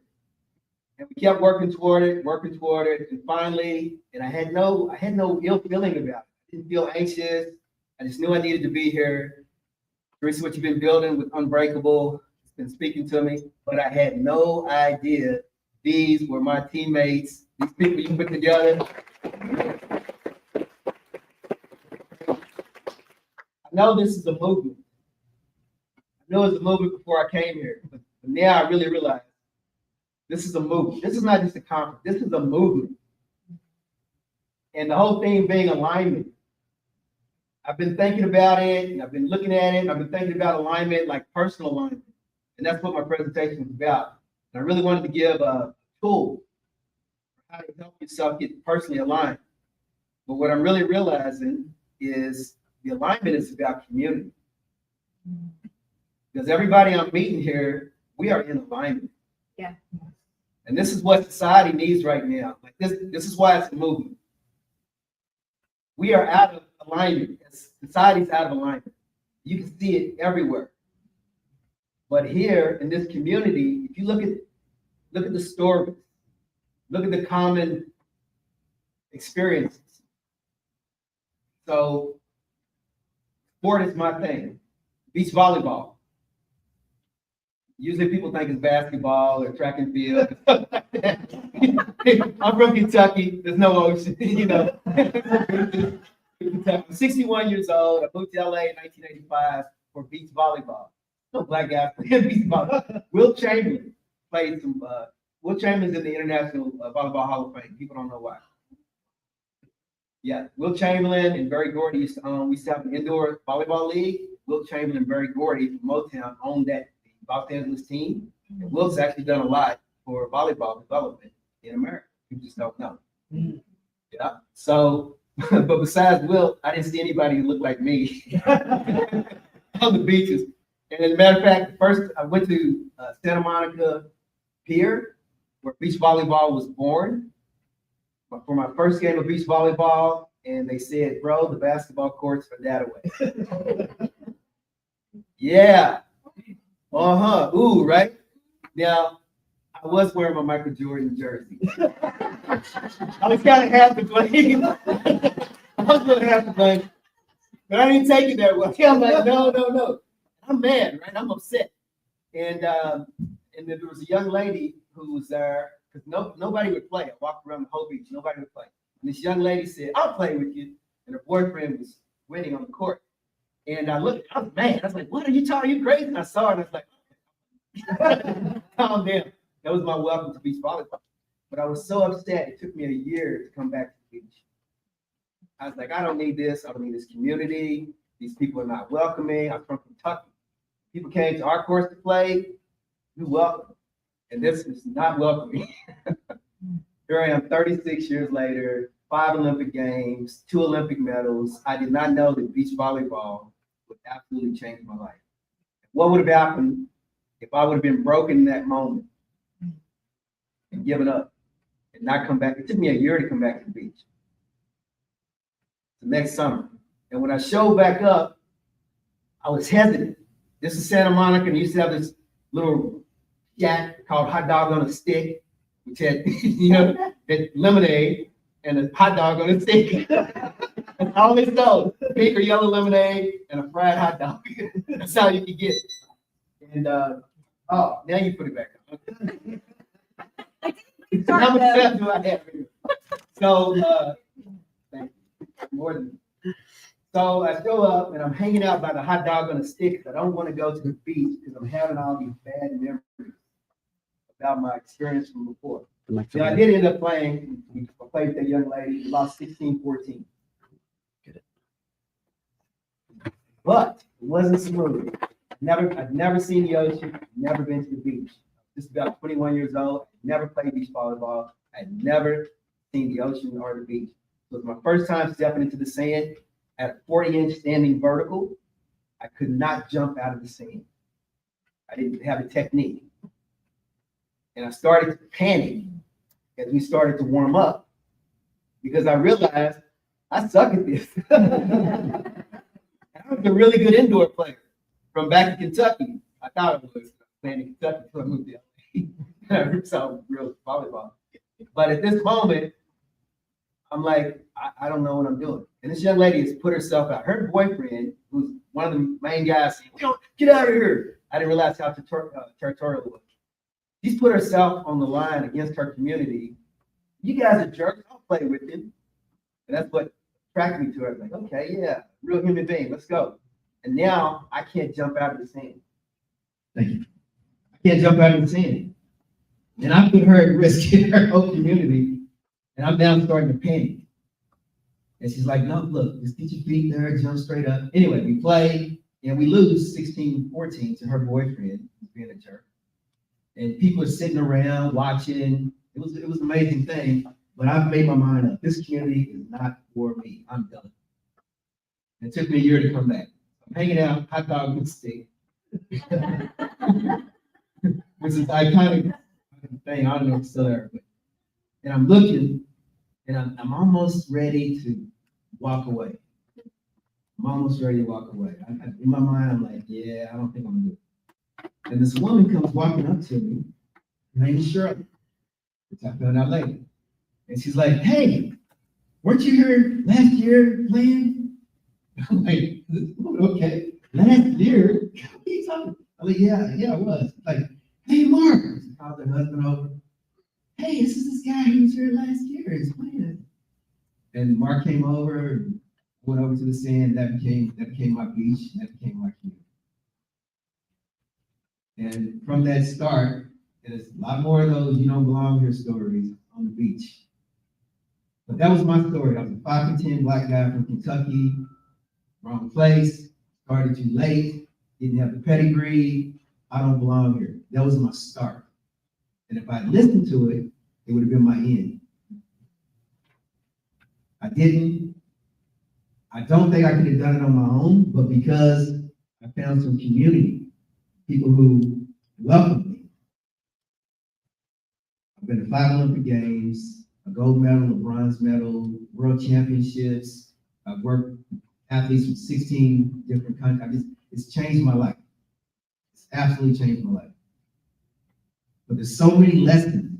There's so many lessons in the story, in the journey. And that's what I'm getting. That's what I'm getting from this team, from this movement, from this mission. Look at the stories. And I've had a definition for champion that I made up. Champions are people who overcome challenges to achieve a result. It's not about the medals, even though the medals are cool. I hope you like the medals. I like the medals. Coaches don't get medals at the Olympics, by the way. That's for the athlete.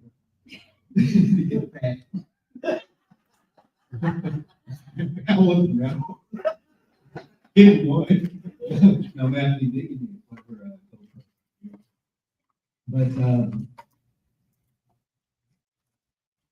you gotta overcome something, you know? It's, I found it out there. If somebody's so talented and has so many advantages and has never stumbled one time and just achieves all these great things, they're not inspiring. You can't relate. You gotta go through something. You gotta fall down. You gotta get up, and maybe you don't get up right away. Maybe it's not pretty. But eventually, you gotta get up, and you gotta keep moving forward. And it's that journey. It's that getting over the challenge. The challenge makes the champion. Once you get over that challenge and you get through it, the skills and tools and the identity, that new identity that you have, that prepares you for purpose that you're here for. So, oh, you brought it back up. Look at that time. Wow. That's crazy. Okay, let's try it out. So I'm a coach. We got to do some work. And one of the things I found out is, you know, people want things, like people come to me and say, I want to get a lift, I want to do this, I want to do that. And I'm like, great. They don't know the journey. They just know the goal and the reward and all. That's all they see. They don't see what the work, right? So I unpack it all. And I had to, and so the first thing we do is we call it lay of the land and look at planning. You got to understand the lay of the land, because you got to know how to prepare yourself and what's in front of you. You got to know who you have to be to do this journey. So you got to understand the journey. So I had to learn how to unpack my tools, because I was talented, but I was not a student. I was not a master of my craft. I just had a lot of talent and a lot of desire, but not much commitment. I didn't understand the difference between the two. We desire a lot, but the commitment, are we willing to stay with this thing until it actually comes to fruition? That's commitment. You got to stay with it till it works. That's commitment. Yeah. I wish I'd known this in my marriage. Not a joke. Not a joke. I thought it was supposed to work, really. I wish you were there. I wish you were there to help me out. I really did. I just thought that it was supposed to match and it was going to sync up. Oh, this isn't working. Not working. We're not working here. So, you know, got to restart, I guess. You say trade in for 2 20-year-olds. Wow. So for me, I was like, you know, okay, I wasn't 2 20-year-olds. It was like, oh, this doesn't work. And it took me a long time to realize that commitment is, oh, we're going to find a way to make this work. I didn't get it. I had no idea what commitment was. So we'll just keep going here. We're going to get to the system. What I had to learn was, you know, you do things, you do it with intuition, or you get it through life experience, but if you're going to help other people understand it, or even to understand it better yourself, it helps to unpack it and then put it into a system. I am not a systems person by nature, but most of the people that I lead are systems people. And they will not let me lead them like just flying by the seat of your pants. I gotta have super intelligent systems. I finished high school, had a couple years of junior college, never got my degree. I've got to lead people with PhDs and masters who run sports science programs. I got to do funding for government bodies and different. Everything has to be evidence-based and justified. So I had to learn how to become a student. And one of the things that I realized is people say, do it. Well, how do I do that? So I want to show you one of my systems here. This is my success, one of my success systems. The light, you can't even see it, can you? It's too far away. I just realized I need to make this thing bigger.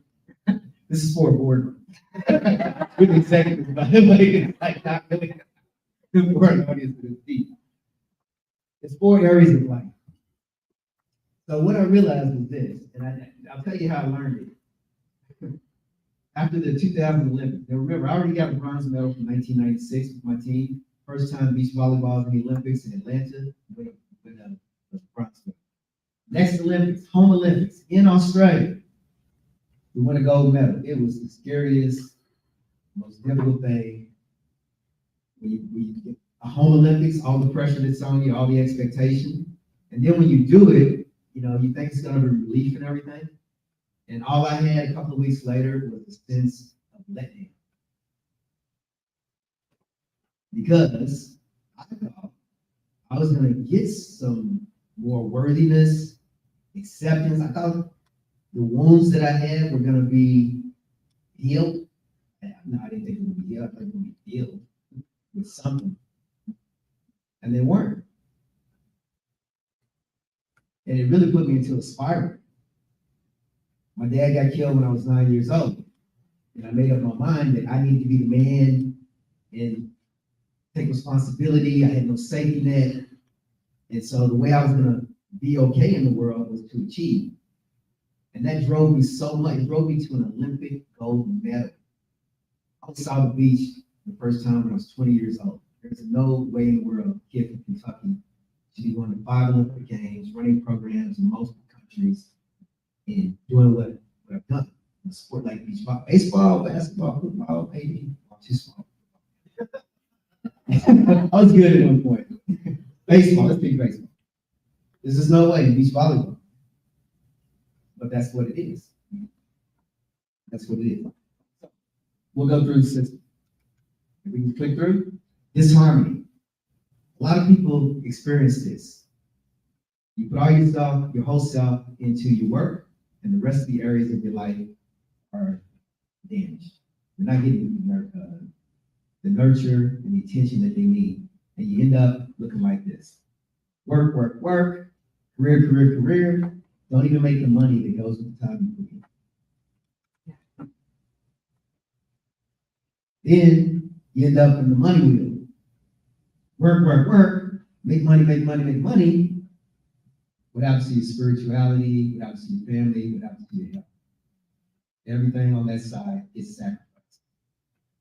So I'm making the money, and I got the career, but I'm empty.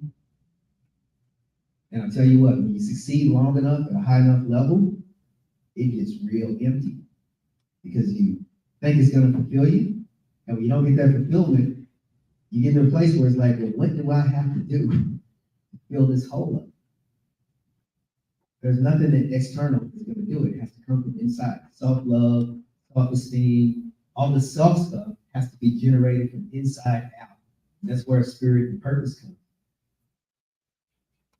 So the next one, and this is what I fell into after 2000 Olympics, you go into the security or comfort. After you burn out, you just throw on the headaches. Some people live this way out of necessity because they have a high security need. And we try to push them and come on, one more, and push them. They have a high security need. When you've been through some real trauma, you can't move, you can't dare to risk. The neighborhood I come from, most people don't even dare to dream because if they fail, because their identity is attached to their accomplishments. If I fail once, I'm a failure. Dare not to dream. So then I discovered this leverage model. It's all purpose driven, legacy and purpose driven. If you're doing it for yourself, it gets big and heavy. Am I enough? Am I good enough? Am I worthy? Sometimes the answer is no. But when you have a higher purpose, you have a worthy mission, and then you're standing on that, it's always enough. All you have to do is just show up and be yourself. Give your full self, serve that purpose, and it carries you through those hard moments. And then when you're on the other side, that's when you get the reward. This is what I ended up doing. What I realized was if I didn't lead with love, and this little sunshine up there, and something really funny happens when you do something like my team of the decade, top 10 years, we're the best team. Me and us and another Brazilian team, gold medals, all this sort of stuff. People start patting you on the back, tell you how great you are. You start to believe it. You don't listen to me, I'm gold medal coach. What's wrong with you? Who you talking to? It's crazy, right? And then you start believing your own stuff. People talk bad about you, start to believe that. They talk good about you, start to believe that, and you fall in the hole. So if I don't lead with love, this is my life model. If I don't lead with love, I know I'm not going to be right. That's why it has to rain down like sunshine. I have to have spirituality, health, and prosperity. If those three elements are not in what I'm doing, I know if I don't have prosperity, then I'm being a martyr. Giving is the first model, right? Giving myself, and there's no balance, there's no law of remuneration. It should be equal balance to the service you provide to the remuneration you receive. It balances everything out, it keeps you going. Without that remuneration, without that money, without that time, without that respect and appreciation and love, how you gonna keep going? What fuels you? You're running on empty, you're in that martyr syndrome. Get in there. I call it a hero. So this is my question I want to leave you with. We confuse sacrifice. It should be an investment. Investment, you need a return on it. But we give, and we say, oh, I don't need anything back. So what are you sacrificing that you can't really afford to? Because if you keep doing it, you're going to end up empty. So this whole model, where it started, this is an alignment model. You have to be in alignment. I gotta go. I'm the only one that's run over. But this stuff, you gotta be in alignment. And like I said, the thing that I really come to realize is the alignment is not necessarily just with yourself, it's where it starts, but the environment. Like Dr. Val said, the ecosystem and the people. We want to be a community. We want to be aligned as a community. Otherwise, you know, you do a lot by yourself, like you said. You do a lot by yourself, you can't do as much as you can.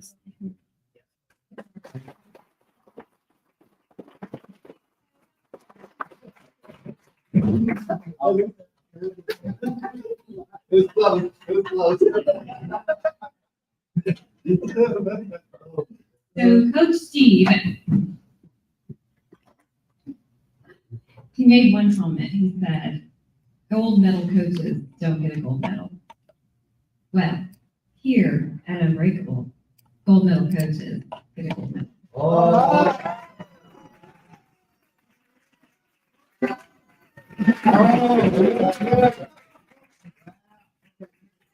Okay, you want to? All right, we gotta have Bobby in.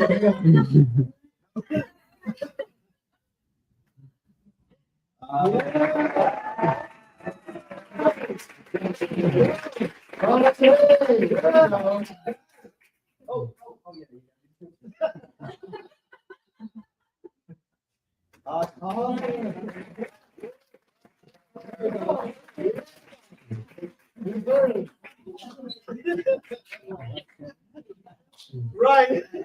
Everybody. Jerry Vina reframes money as a tool for peace and purpose, not pressure. Please welcome Jerry Vina.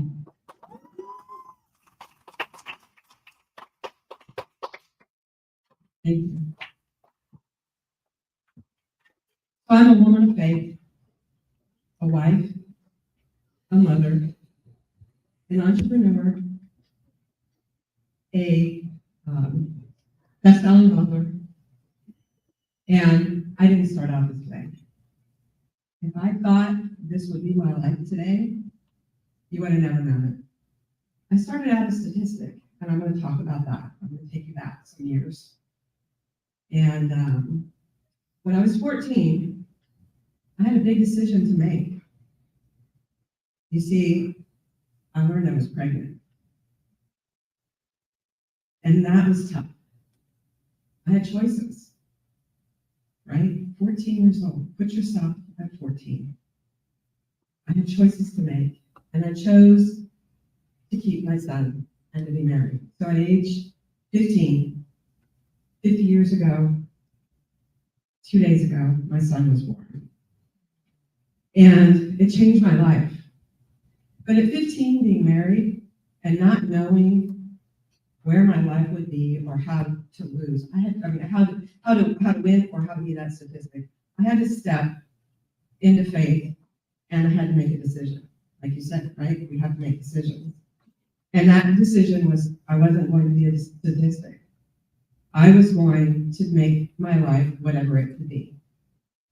And so I went to vocational school, took accounting courses, and stepped out on my first job interview.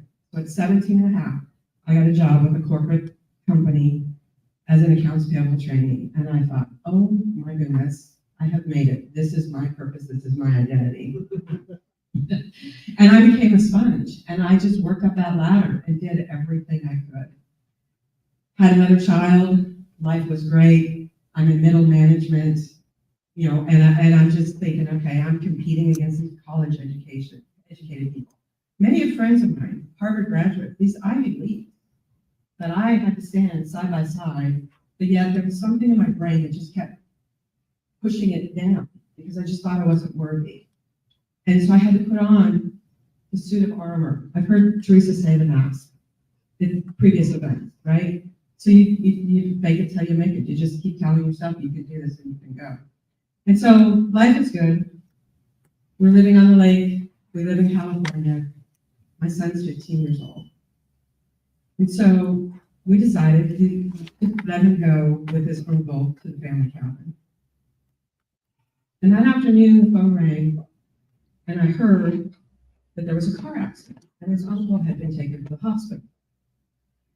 And I thought, okay, well, no worries. You know, he's probably sitting there joking with everyone while, you know, they're trying to take care of the uncle. It never occurred to me what the next phone call would be. It was the sheriff asking me to go to the coroner's office to identify a body. Forgive me, it still hurts. This was 35 years ago. And I did what I could do, which was protect my heart and dive into work. And boy, did that become an identity. I got offered a position to go in with 3 different people to lead up this huge organization. And we wore every hat. We did everything we could. And I loved it. But my family wasn't aligned. It was falling apart. My daughter was becoming a young woman, hadn't grieved through all of this yet, and I didn't see it. I didn't see it because it hurt too much for me. And I will live with that forever. One day, my husband, David, I married a few years, actually, I'm going to step back just a second. So when all of this was going on, I kept asking myself, when I knew my marriage wasn't going well, if I could live the life that I was living for the next 5, 10, 20 years, 50 years even. And the answer was no. So I stepped away after 10 years of marriage and found the love of my life. And in March, we'll be together 40 years. August, married 39 years. Not that I'm competitive, I think I'm not anything on that. So anyways, you know, it kind of fast forwarded into, you know, why I'm here and why I'm on this team and why I'm leading the finance organization. We live like probably every one of you. You know, we made the money. I had a great 6-figure income. I worked myself up to working with great firms and big responsibilities, leading big teams. We spent every bit of that. We enjoyed life. You know, we had the cars, we had the boats, we had the big custom house. We were being recruited here to come to Texas, and this was in 1999. And I thought, why would I want to live in Texas? And one day David goes, hey, let's check it out. And we fell in love with it. And so we sold our house in California, moved here, bought a custom home on a lake, Lake Travis, you know, had the cars, the boats. We just continued to repeat all of these things. And now we fast forward and we're in our 50s and we're sitting here going, how are we going to retire? You guys know what property tax are, right? Yeah. I pay $30,000 in property tax. And you'll hear why, and I don't mind paying $30,000. And I'll get to that here shortly. But we were paying these taxes and we thought, our house, it was $10,000 a year. And we just went, how do you retire? How much money do we need? Do we have enough in the bank? I started asking myself these questions again. So often in life, as I would hit these different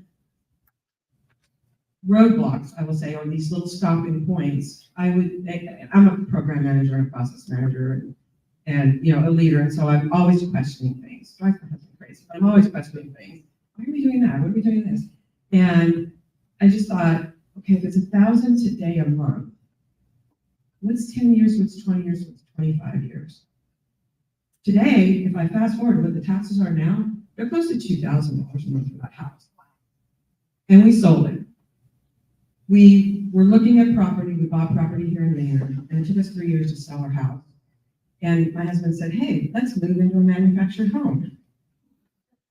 Yeah, that's exactly right.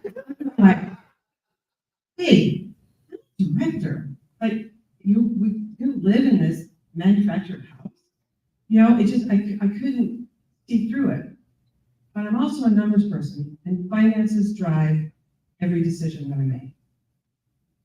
Sometimes I don't, and I have to get myself back in line because I like nice things too. But I got over it. I realized that was my ego, and I had to kick that ego to the curb. And I had to really sit and think through this. So we had sold the house that we bought on a golf course. By the way, we don't golf. We don't golf. Why did we buy a house on a golf course? Because we could, and we had the money. And we thought, all right, we'll just keep living the lifestyle we've been living. So we get here, we're in Maynard.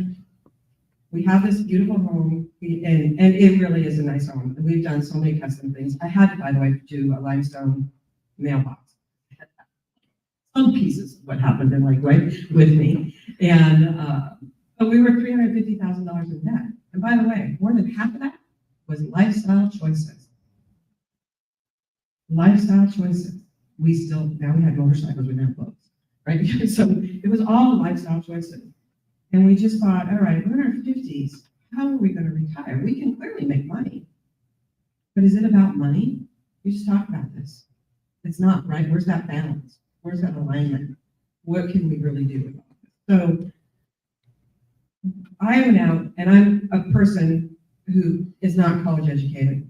I am self-educated. And everything I've done, I've picked up, I've learned, and I continue to learn to this day, and how I can improve and make something better in my life. And we went down this financial journey of trying to figure out how to pay off $350,000 worth of debt. We saw it, and we have worked with many great mentors. And in 2018, I still have this posted, by the way. If you come to my house, you'll see it. It's on the back of my office door. And it lists 10 different things, and what do we want to do in our life with these 10? Look, this really was our vision, mission, goal, like for our family. And I think we think about those from a business perspective, but we don't think about those from a personal perspective. At least I did. You might be better. But one of the things that I wrote on there is that, you know, and it started with number one was God, you know, and then it was myself, because if I don't have myself in order, our life isn't in order. Then, you know, it was marriage and family, so on. And work, by the way, was like number 8 of 10. But was that way when we were looking at our finances and our budget and taking financial peace and taking the next 4 different classes that we took? No. That's when we put God first. And we're last on the budget lines. We started working through this. So we paid down some debt. But at 55, we started a company, we started investing. We knew we were good in real estate. We were like, this is our thing. We decided to go all in. And we were getting close to the date, because I had written down there on my job is I wanted to retire on March 31st, 2022. It's coming up, in 4 years, it's coming up. And when we put that down, we were getting closer, we just thought, all right, we have a few properties, but have we really made it? Are we able to retire? And the answer was no. And so again, another choice. What could we do? We could change the date, or we could go all in. And we got an alignment, my husband and I, and we decided to go all in. And we went and traveled. We went across actually to Indiana, North Carolina, and we did these trips. And we invested in us. And we spent thousands of dollars trying to figure out how to make this get the right dialed in formula for us. And within 7 months, we were already managing a multi-million-dollar portfolio, and we were near debt-free after that 7 years of working on this. And so we developed.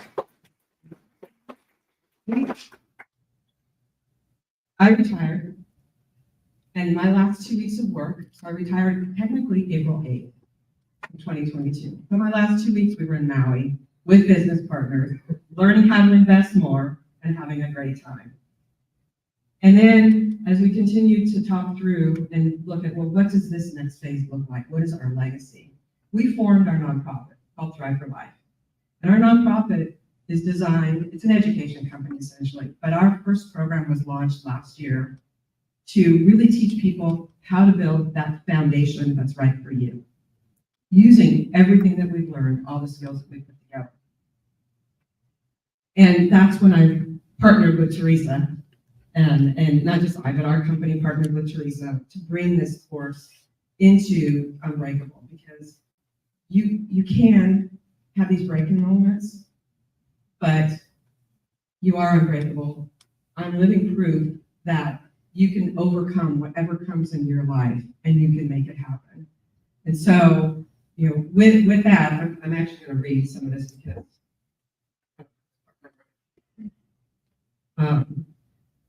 our assets, when we were going through this, we learned that we can build the assets that would put money in our pocket that would surpass what our financial needs would be.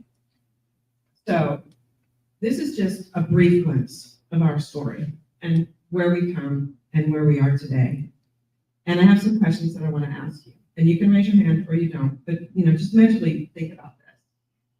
Are you in debt and not fully sure how to eliminate it? COVID hit. Look at how many people were forced to make decisions that they didn't really want to make because they didn't have financial security.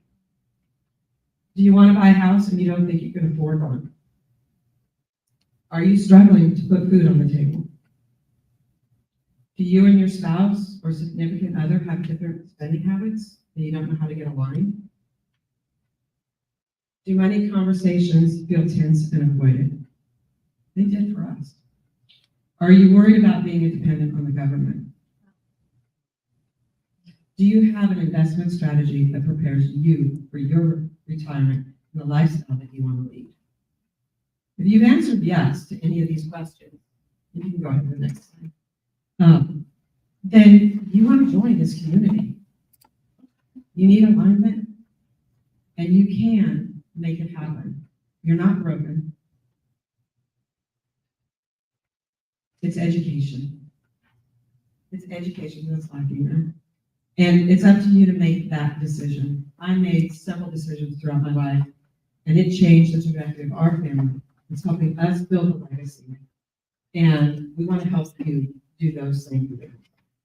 So I ask that you really think about these questions and that you join the team. And then in closing, the last thing that I want to say is pain doesn't define you. How you respond to it does. It's never too late to start over. We started our journey, I was 55, my husband was 64. We are living proof that it can be done. And I believe if you step into your purpose, you will succeed.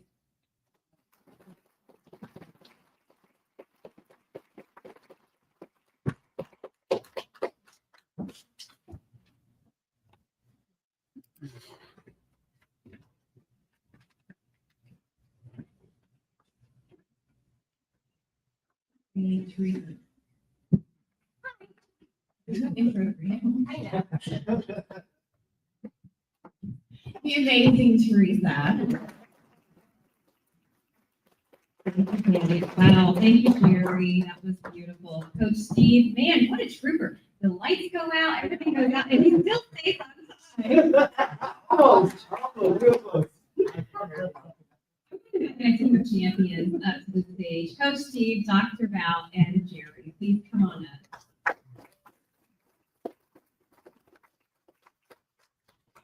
As we're making our way up to the seat, and I'm kindly letting them know we have to share a microphone, I want to share something with you. Sometimes we find ourselves in situations where we feel that nudge in us, that it's time to do something more. But sometimes God sends you little signals, little warning signs, and maybe some spoken words that are preparing your heart for the journey ahead of you. And number one, before I say this, I want to say this. If you don't have a church home, this should be your church home. And here's the reason why.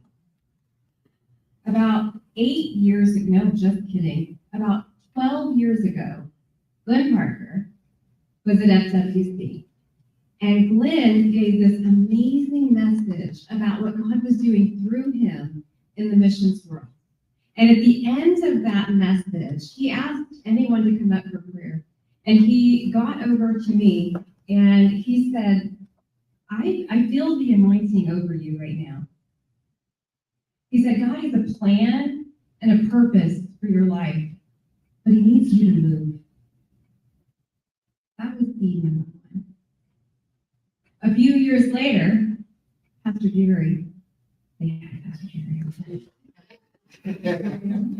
A few years later, Pastor Jerry was speaking about vision. And he said a specific prayer over me that said, continue looking forward. Expand your vision. Whatever you can see is what God has for you. I didn't know at that time that my vision needed to be corrected. But it did. And I didn't know at that time that there would be times in my life where I would look back and I would hear Glenn Parker's voice, or that I would see Pastor Jerry and see the vision that he could even see through this mission and this movement that I didn't see yet. So I want to ask you guys, as you're considering, you're hearing these stories today, and you know that our theme, that, where's Angie, that Angie said, that you were made for a purpose on purpose. You are here, you were born for a purpose on purpose. Now I can't even say my own name right here. But you know it's you, right? You know it's you. I want you to think about who spoke life into you before. And I also want you to think about who needs to hear the life that you can speak into them. I'm going to turn it over to my team of champions, because these guys blindly came in, not knowing what it was, because I didn't even know what it was. Like, I was like, Nate, let's have a women's conference. It was. It continues to be. But it's expanded. Because Pastor Jerry even said, he said, continue looking, because what you see, you can create. And so I keep looking, and I keep walking in obedience. And I ask these individuals to consider. In fact, Dr. Val was the first to wave her hand and say yes. Dr. Val was my personal doctor. In 2022, I had been on this path. I heard Glenn, I heard Pastor Jerry, but I was stuck. I was stuck. You know, they talk about glass ceilings. I feel like it was not a glass. I feel like it was a concrete ceiling, and it was short because I kept hitting it. And I didn't understand why it was that I knew that there was something in me, you guys. I knew there was something in me, but I didn't know what was blocking me. And so one day, I got a little thing that popped up on my social media. It was in 2020. And it was a reel. It wasn't a reel because reels didn't exist back then. But it was an infomercial on social media. And the title of it was Breadwinner. And I thought, oh, sign me up for that. And so I listened to the story, and for the first time, I felt like somebody spoke my language. Like somebody understood what brick walls felt like and glass ceilings felt like and all of that. And so blindly I went, just like these guys did. And I said, hey, let's have a phone call. Let's have a conversation. I want to know what blissful could look like with Breadwinner. And so I got on the call. And I chose, as Jerry talks about, to invest in myself. I chose, with the support of my husband, that I needed to take that next step and to see if this person who finally got me could help me. Well, 2 years in working with her, I flew to Sarasota, Florida. And I was a little bit concerned about flying by myself. And in fact, just like Coach Steve talked about, there was some friction on my flight, but I knew I needed to be there. And so we're sitting around this circle, fire time circle, and my coach from Australia, who I met through Facebook, she asked, what do you want to get out of this? Like, you flew all the way from Texas. What do you want to get out of this weekend? And I said, it's always been on my desire in my heart to become more spiritually, physically, and mentally fit. And I think that's what I need. And then glides in Dr. Val. Now, at that point in my life, I was going to show you a picture, but then I have to check it out. At that point in my life, I was 55 pounds heavier and not any taller. I know.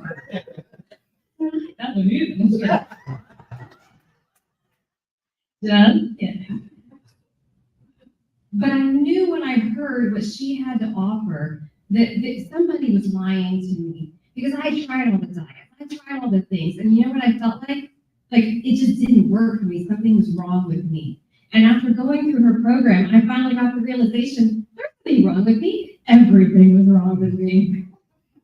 Like all of the things were off. Everything was off. And she helped bring me into alignment. Fast forward 2 years later, I would have never known, 3 years later, I would have never known that these visions and this word that Glenn would speak and this vision that Pastor Jerry would take me through would bring us back into alignment. And I said, Dr. Val, I wish everybody I knew had the opportunity to get your wisdom, your knowledge, and have you as their leader. But I also knew that cost could be a barrier to entry, right? And so I said, would you be willing to help co-create something with me? And the first thing she said was, done. Let's do this. And so we launched UnBreakable Health. And then Jerry and I met for coffee. Now, we had known each other for years, because we go to church here. By the way, did I mention you can come to church here? But we've known each other for a long time. But I didn't know that she had had those struggles. And guess what? She didn't know I had mine either. We didn't know this because we don't necessarily walk around saying, hey, I'm broken. Something's wrong with me. Can you help me financially? Can you help me in my marriage? We don't do that, right? So we had a cup of coffee. And she shared with me where it was on her heart to make an impact into the world and to help other people not become a statistic. In fact, she wanted to crush the statistics so that she could help people live their life's purpose. And I said, Jerry, what do you think about unbreakable finances? Done.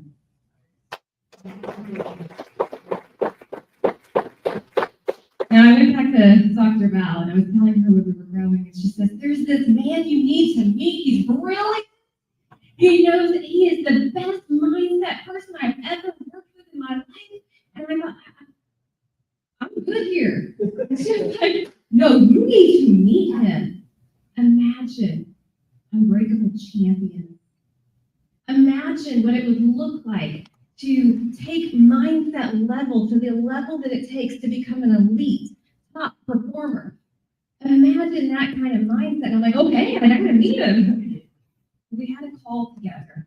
And for the last 6 months, we've met on this little Zoom screen twice a week. And we have forged unbreakable champions. And I'm pretty sure he said, done. So I want you guys to hear from our champions tonight. So I have some questions available for them. And I also want you to consider, what could it look like for you if you had a team champion?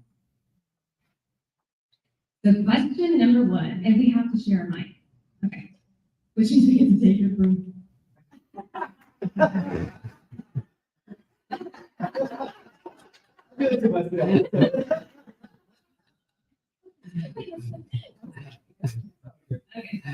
Coach Steve. What does it really mean to live like a champion? Yeah, that's a question. I guess so many people, they can compare, we do a lot of comparing.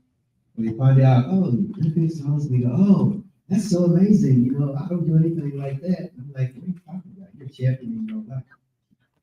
Like, how important to you is your family, your health, your finances, your future. Like, champion's not a perfect. I like the medal. Like, thank you. It's actually got some weight to it.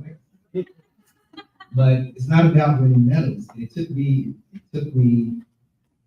winning. It took me doing something I thought it would take me a lifetime to do. And we know how to strive and grind and chase our dreams.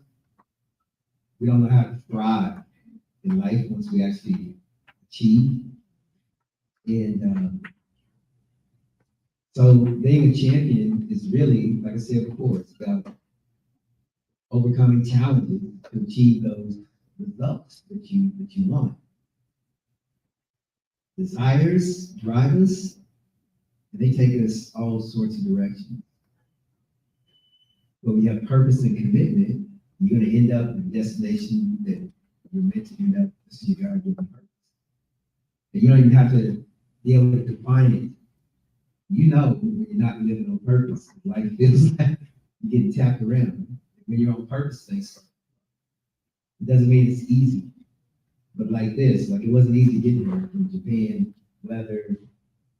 But like I said, I had no ill feeling about it. There was no worry. And I knew I had to be here. And if it was away, and if it didn't happen, it didn't happen. So being a champion is being able to accept reality as it is, not trying to push my version of reality. If I wasn't able to get here, it was not meant to be. I not only got here, look at the weather, all the fear and everything that was going around. I'm in Japan only getting news. And it was not good news. It was not good news. But and now that I'm here and everything's flowing, place to be. So that's being a champion. It's just looking at life as it is, having a purpose, being willing to overcome, learn, grow through the challenges, and stay committed and stay on purpose, and build a life for yourself and family and community that you really want to contribute to and build.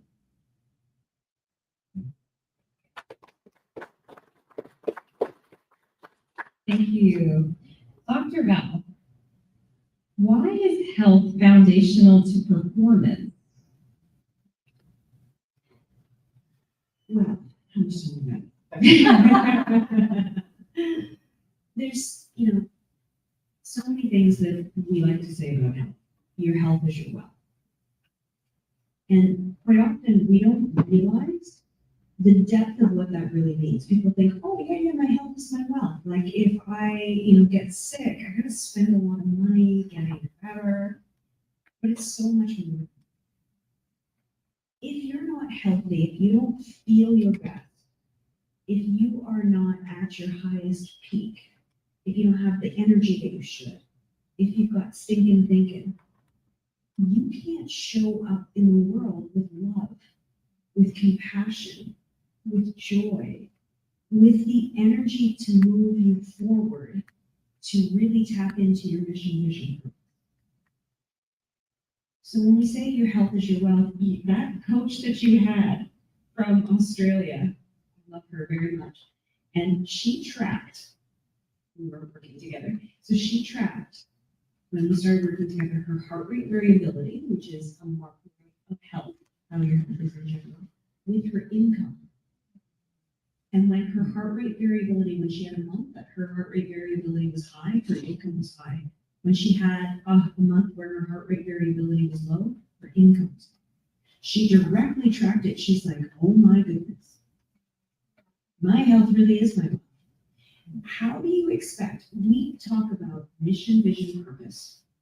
We talk about connection to how are we going to serve in the world? How are you going to do that if you're not full first? So we need to take a lesson from our heart. Our heart has all of these wonderful blood vessels all throughout the body because it pumps blood to the rest of the body to give it vitamin, to give it nourishment.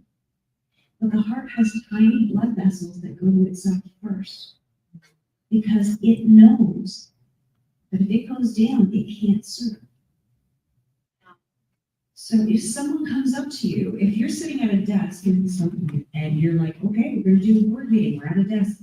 If you have one pen and someone walks up to you and says, hey, I need a pen, can I have your pen? You're gonna be like, oh man, I don't think I want to give you.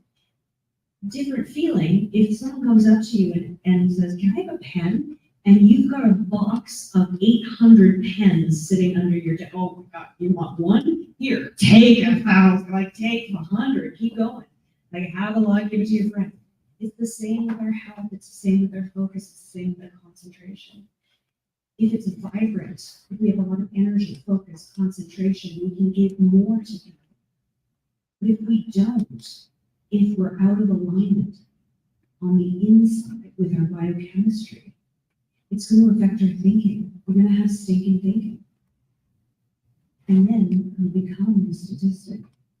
Oh man, I can't get out of this. I can't get out of bed in the morning. Oh, you've got problems. Well, you know what? So do I. What's wrong? For your community, those kids, if they don't have the right vitamins, minerals, and nutrients, how is their brain going to grow? How are they supposed to think if they don't have the fuel? Our brain thrives on sugar as fuel source, as glucose, let's actually say what the truth is. But if we have too much sugar, it spikes and crashes. If our sugar levels are too high from the foreign foods they're eating, we can't think clearly. If the sugar levels drop because we're starving, we can't think clearly. We don't have the essential fats our brain needs. We can't think clearly. So you need to be at your best so that you can serve at your highest level.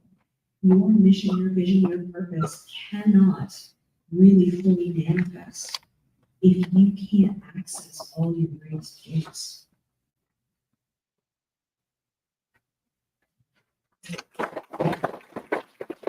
I was going to ask you a follow-up question, but you answered it right there. I mean, here's the deal. I truly couldn't see that vision that God had for me because there was so many things that were out of alignment in my body, and it just hijacked the system. One of the things that you talked about several times before is you said, if something's going to break, your body sacrifices what? So with respect to the mind, body, spirit, it's all connected. And there's a very specific hierarchy. So just like there are other hierarchy needs in psychology, you can actually look this up, it's a thing. What I have seen in my practice is that if you have trauma early on, if you're going through a challenge in terms of your emotions, your body your whole being, it would rather damage your physical body than have the emotional body. So your physical body, what will happen is if there's some emotional trauma, something that is out of balance and out of alignment, and you're not looking at it and you don't want to look at it, it is safer for your unconscious mind to make the decision to eat poorly or do behavioral habits like addiction, right? It is safer for your unconscious mind to damage the body physically than to do damage to the mind. So the mind, body, spirit, they are all interconnected. And when you have something showing up physically, quite often it's not a physical issue alone. It starts in the mind. And you can talk to me about that. What happened first? What was the body trying to protect? By alcoholism. What are we trying to protect when we eat little berries?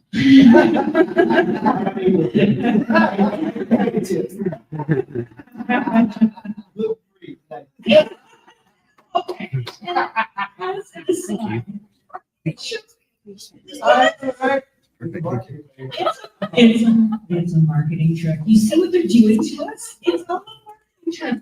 Every single chip is going to be gluten-free because potatoes are gluten-free. That's still unhealthy. Had a choice to make. Well, speaking of choices, Jerry, why do you think it is that capable people, I mean, you talked in your story, very specific, that you made a lot of money, right? Why do you think capable people struggle financially?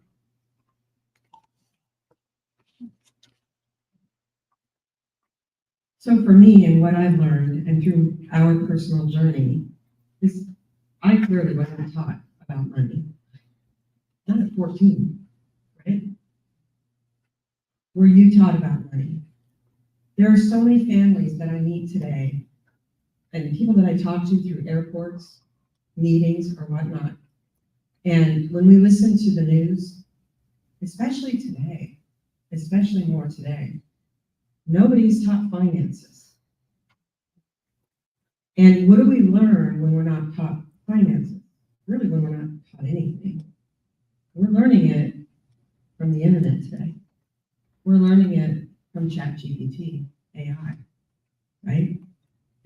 But we're also forming habits for our children because they think, I don't have the food. I can't afford it. My grandchildren have told me, Mama can't afford to take us on vacation. So one day driving to Houston, I had to change that mindset. And it clearly is a mindset and a misalignment. Because I told them, I said, you can afford anything you want. Each and every one of us can afford it. It's about life choices. So they love finance. We're driving to Houston. This was many years ago. They were probably 4 or 5 years old and 7 years old, something. And I started to ask them questions about this. I said, so, how much do those onions cost? And okay, well, let's assume $2 a bag. Well, let's say you have a bag every day or 5 days, right? Well, that's $10 a week. Okay, well, how much is that over 52? Yeah, so a little bit of math problem. We're going through this whole scenario. But how many of you have had that discussion with your children, with your spouse? You know, the spending habits where I said, are we aligned or misaligned? Now, my husband and I were misaligned. He doesn't spend like I like to spend. We're more aligned now. He had to go buy a new truck, right? We talk about that. Do you buy a new truck? Well, society says we can. We can afford the payment. But does that payment pay for your retirement? Again, it's education, it's getting in alignment, it's really understanding where your money goes, and it's making those choices. I like Starbucks, but just as much as the next person. By the way, I bought a coffee or I'm gonna bring a matcha at the place we were at for a meeting. Do you want to guess how much that cost? $10 with coconut milk. I about flipped out. I came home and told my husband, I'm like, I'm never buying this again. Because you know what I can do with $10? If you have $10 a week, right? If you're taught the skills, you start doing that and you start adding it up. I don't know what someone just said down there, but it seemed pretty funny.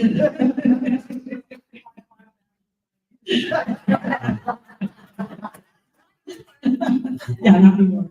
But to me, it really is, it's understanding where your money goes, getting your money working for you, and it all boils down to education and making those decisions forward and educating ourselves, our family, and building that legacy.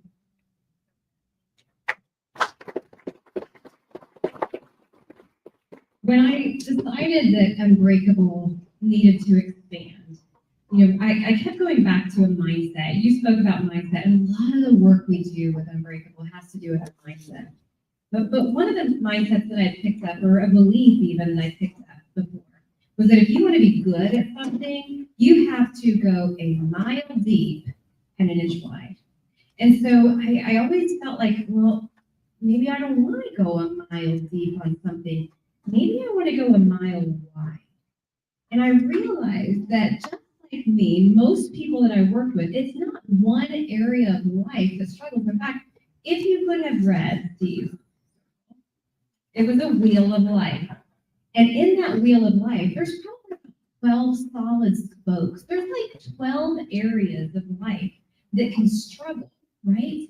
And I realized that if we're going to build, truly build unbreakable lives, I can't go a mile deep in one section, right?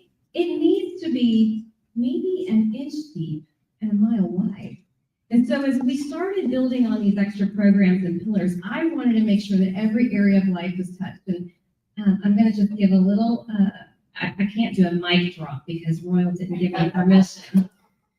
But I will plant the seed that there are more things coming with Unbreakable. You heard Willie talk about unbreakable marriages. We've had unbreakable marriage retreats, and they were absolutely lovely, and we have programs coming up for that. But we also have other things. We have unbreakable business, unbreakable teams, unbreakable children, unbreakable men and women, yes, separate, but then together, and eventually, unbreakable world.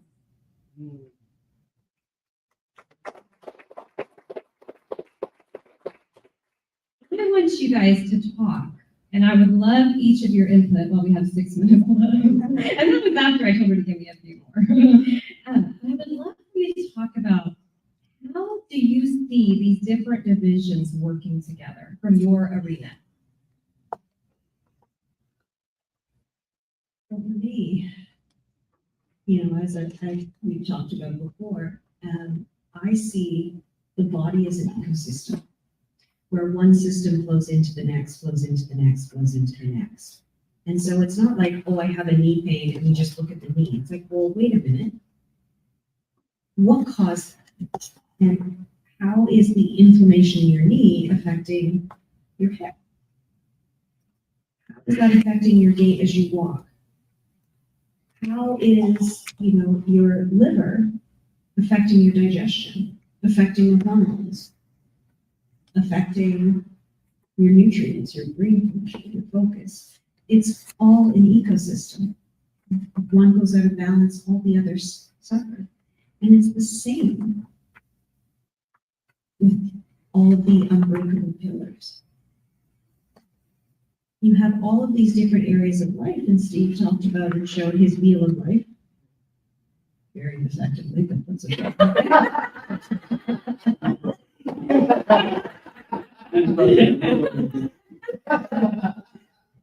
That wheel, if you can imagine, if there's one area where you have a strong portion, you've got a lot of energy in that area.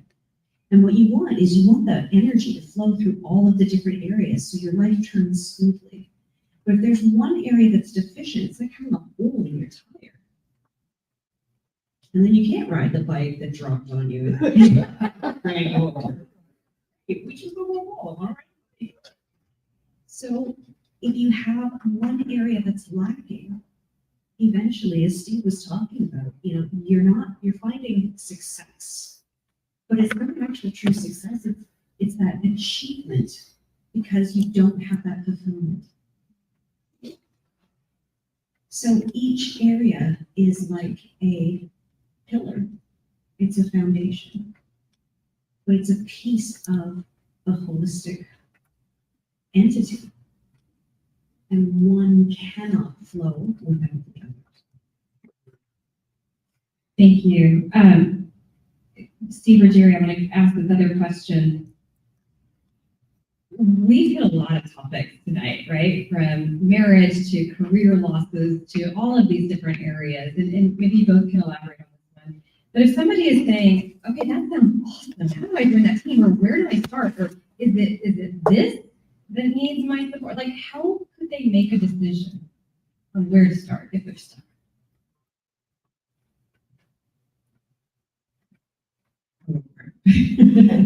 So for me, when I think about this, this was my life, right? Like I had to make decisions in alignment and where I wanted to go. And I love, Dr. Val, what you said about the ecosystem because it is so true. We cannot perform at our best and make those right decisions if we're not aligned.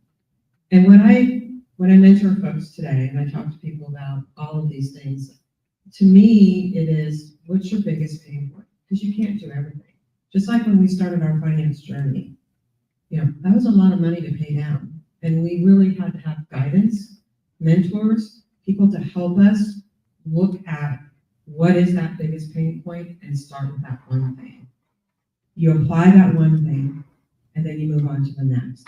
And so, we're here to help you with that, right? We can help you, guide you, ask you questions, but ultimately the first step is making the decision, stepping into it, and not being afraid. Own it and drive forward with that piece of it, because it will help you. It doesn't happen overnight and you can't do it alone.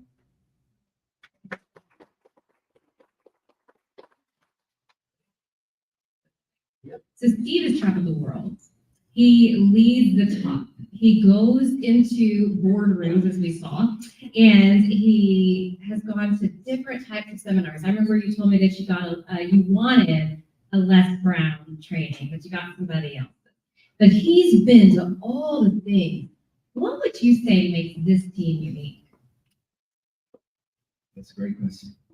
Yeah, I've Rogers, Deloitte, Dale Carnegie, that was Anthony Robbins, where I was at, Les Brown was at. When you get a community where everybody wants you to win, like really wants you to win, where do you get that? And people are so busy comparing, competing. This is the losing mindset. This is one of my advantages at the Olympics. We don't do this fixed competition, scarcity mindset, that there's only one winner, you're taking something from me, we gotta fight for it. That'll help you achieve until you think the other person's better, you're not worth you fall into a hole. You can't sustain it. Even if you're angry or you have wounds and you push yourself, as soon as you start to win enough, you start to become happy, you don't have that pain pushing you. It's just not sustainable. So it's not you can get high achievement, but it's not high performance unless it's sustainable and scalable. So, ask me this again. It's the whole. I told you I didn't expect this when I got here. I didn't know. Everybody here wants you to win. Everybody here is an expert. Everybody here has life experience, and it's amazing to me when someone goes through something. Like really goes through some loss, pain, suffering, and then decides to go toward love and light, not just for themselves and the people they care about, but to share, like to really share that and want to put it out to the world. That's what this is. It was a conference, or a team. This is a movement. This is really a movement, and I'm going to take it, of course. I'm taking your foundation course, by the way. Yeah, I am. And I've made a lot of money. I've traveled the world, 10, 12, 16 countries a year. And like, you can make money and spend money. Yeah. Your mind has to match. There's so many, this is what I've heard today, all the different team members and everything that they bring, what you put together with this platform, all the different areas of life. And if you could have seen the presentation, this took me a long time. I have to plan in 12-year increments, 4 years at a time. That's the Olympic cycle. Unlike business, I don't get to pick when my business is going to be successful. You either get it right on the day, or you go home empty-handed. Most Olympians only get one in a lifetime. So if you get to go multiple times, that's amazing. If you win a medal, most Olympians don't win medals. If you win a medal, it's amazing. If you win multiple medals, it just gets narrow and narrow and narrow. There's no luck in it. You have to be able to repeat performance. It has to be evidence-based, science-based. You got so many stakeholders and people you have to count to. If you can just keep doing that year after year, you have to have systems. You have to have team. You have to have, everything has to be there. And that's what you're building. You're building a system, a community, team, a pathway, people who want you to win. This is an ecosystem. Dr. Val was my doctor too, by the way. I was 53 pounds heavier. Look at you. And she's talking about the cortisol charts. 30 minutes after waking, I was over the level, stayed that way till 10 p.m. I did express for breakfast, I'm proud of it. Yeah. The unbreakable is great. You know, it's funny when you see a lot, and I've started 3 nonprofits, I was president before, companies, people think I'm a volleyball coach, I have a coach volleyball coach. The systems, programs, I help people be champions in life. And I was on my way to the Liverpool. But you can't do it by yourself. I don't care how good you are. I'm one of the best in the world. I cannot do it by myself. So if you think you can do it by yourself, I mean, more power to you. But you want a team, and I'm telling you what you're doing. This is what we're building. This is incredible. Ron, you can go on to 2 slides now. One first. Oh, just kidding, right there. Oh, Oh, look at us. I want to sorry. invite my other team of champion member up here, Janie. Please come up, Janie.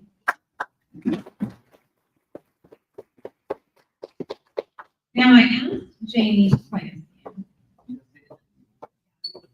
Yeah, she's good. I asked Janie, I had, let me start over, and this is the reason Janie's up here right now. Earlier today, as I was preparing for the event, I started thinking of Janie's story. And I was looking through some different things in my desk, and I don't remember what I was looking for, it didn't matter once I found this gem. I found an envelope. This envelope was a challenge to me when I was in Sarasota, Florida, from my coach that said, we're going to take 30 minutes and we're going to turn on some music. And I want you to write a letter to your future self. Because I'm going to mail this to you in 6 months. And she did. When that letter came in 6 months later, my world turned completely upside down. I didn't want to read that stupid letter. Because the things that I thought were planted in me, the things that I thought I released myself from at that retreat were confronted head on the minute I set it down. But I pulled out that letter today inspired by Lee and Janie, who challenged him to do it. And I bawled like a baby. Lots of makeup. And I called Janie and I said, Janie, would you read my letter? Janie said, absolutely. They would be honored. Done.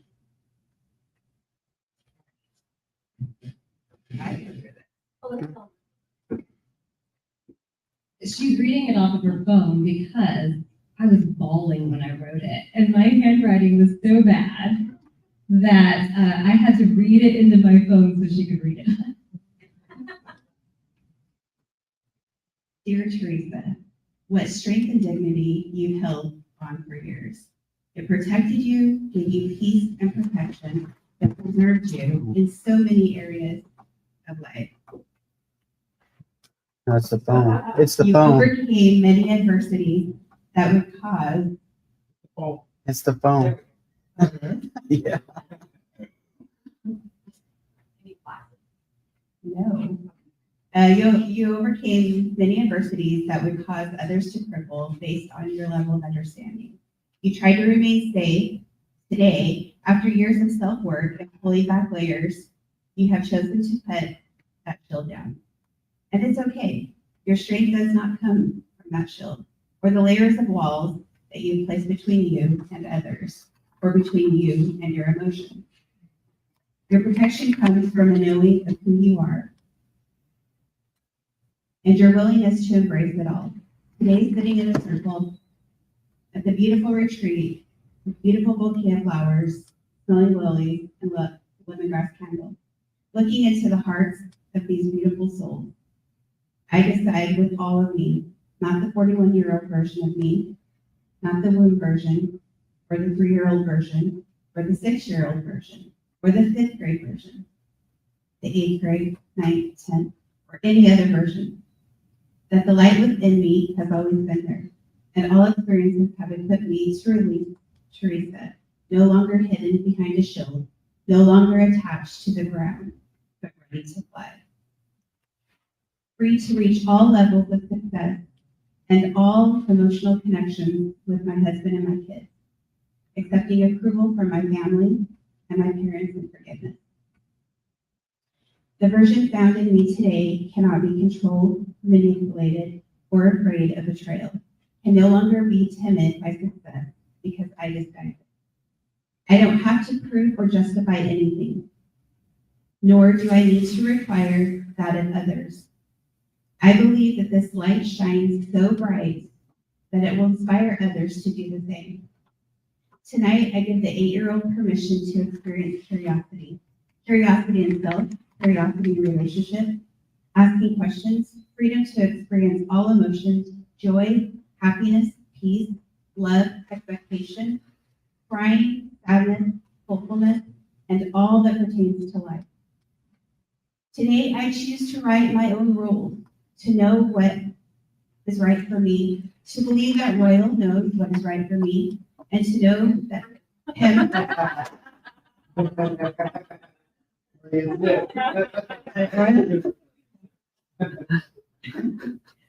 That Portia is learning to know what is right for her.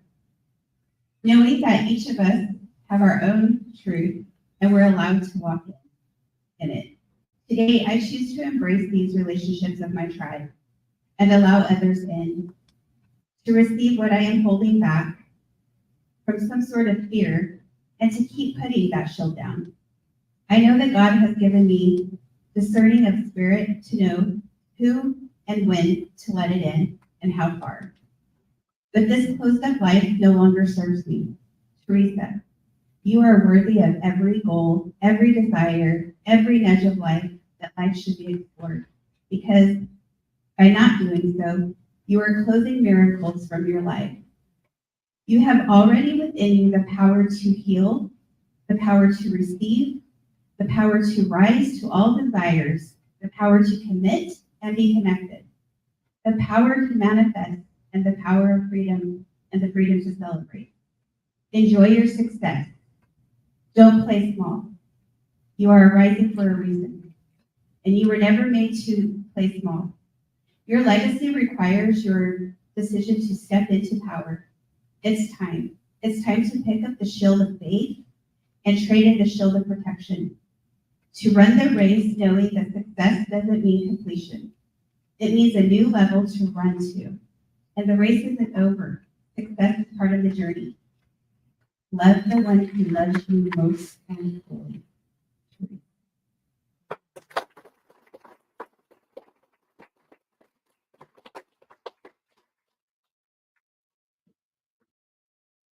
So tonight, and thank you for letting me share, I had no idea that that letter was giving me permission to create something that I didn't even know existed, but God did. And I want to ask each and every one of you, what is stopping you? Is it somebody else's words? Is it a misunderstanding of value, identity? Is it a mismatch in your community? Or is it that maybe you just haven't found your tribe? Our tribe has open doors, and we would love to bring you in. Whether you choose, we're going to go to the next slide, please. If you choose that you want to enter with Coach Jerry over here with finance, because maybe something in you says, man, I would do that if only I had financial resources. Let's get with almost called Jerry, I'm sorry. Let's get with Jerry and figure that out so that that doesn't have to be what stops you from the hundreds or thousands of people that need your voice. Or maybe it's you just need a good coach. By the way, we got the best. Or maybe like me, and apparently all of us, there's something in your body that needs to be tuned so that you can run on all 4, 6, or 8, or 12 cylinders, right? Dr. Val can tune that machine just like she has done for each of us. We ain't talking about those numbers here. But here's still maybe you don't know, and that's okay. I didn't know. I didn't know what was broken because I couldn't see clearly. And our UnBreakable team of champions is just open to everyone. Perhaps one day you'll get a text message from an unknown sender at the exact moment that you need it, right? And so I want to invite all of you, at the minimum, get in our free community and get on a call with this team of champions right here who have a heart to serve and the expertise to take you anywhere that you want to go. Thank you all for being with us tonight. God bless you, and may this year be your year of alignment. And remember, breaking moments, they're inevitable, but becoming unbreakable is a choice. Thank you.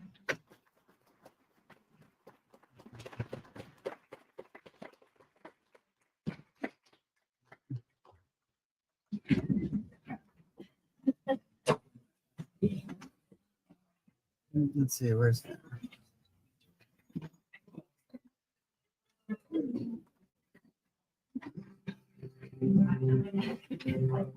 I know.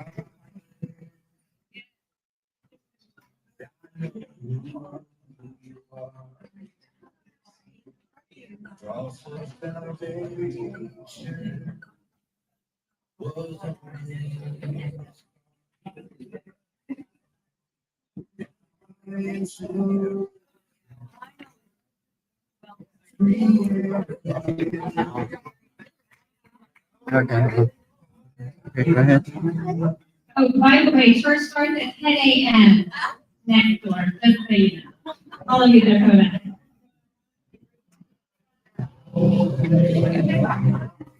back.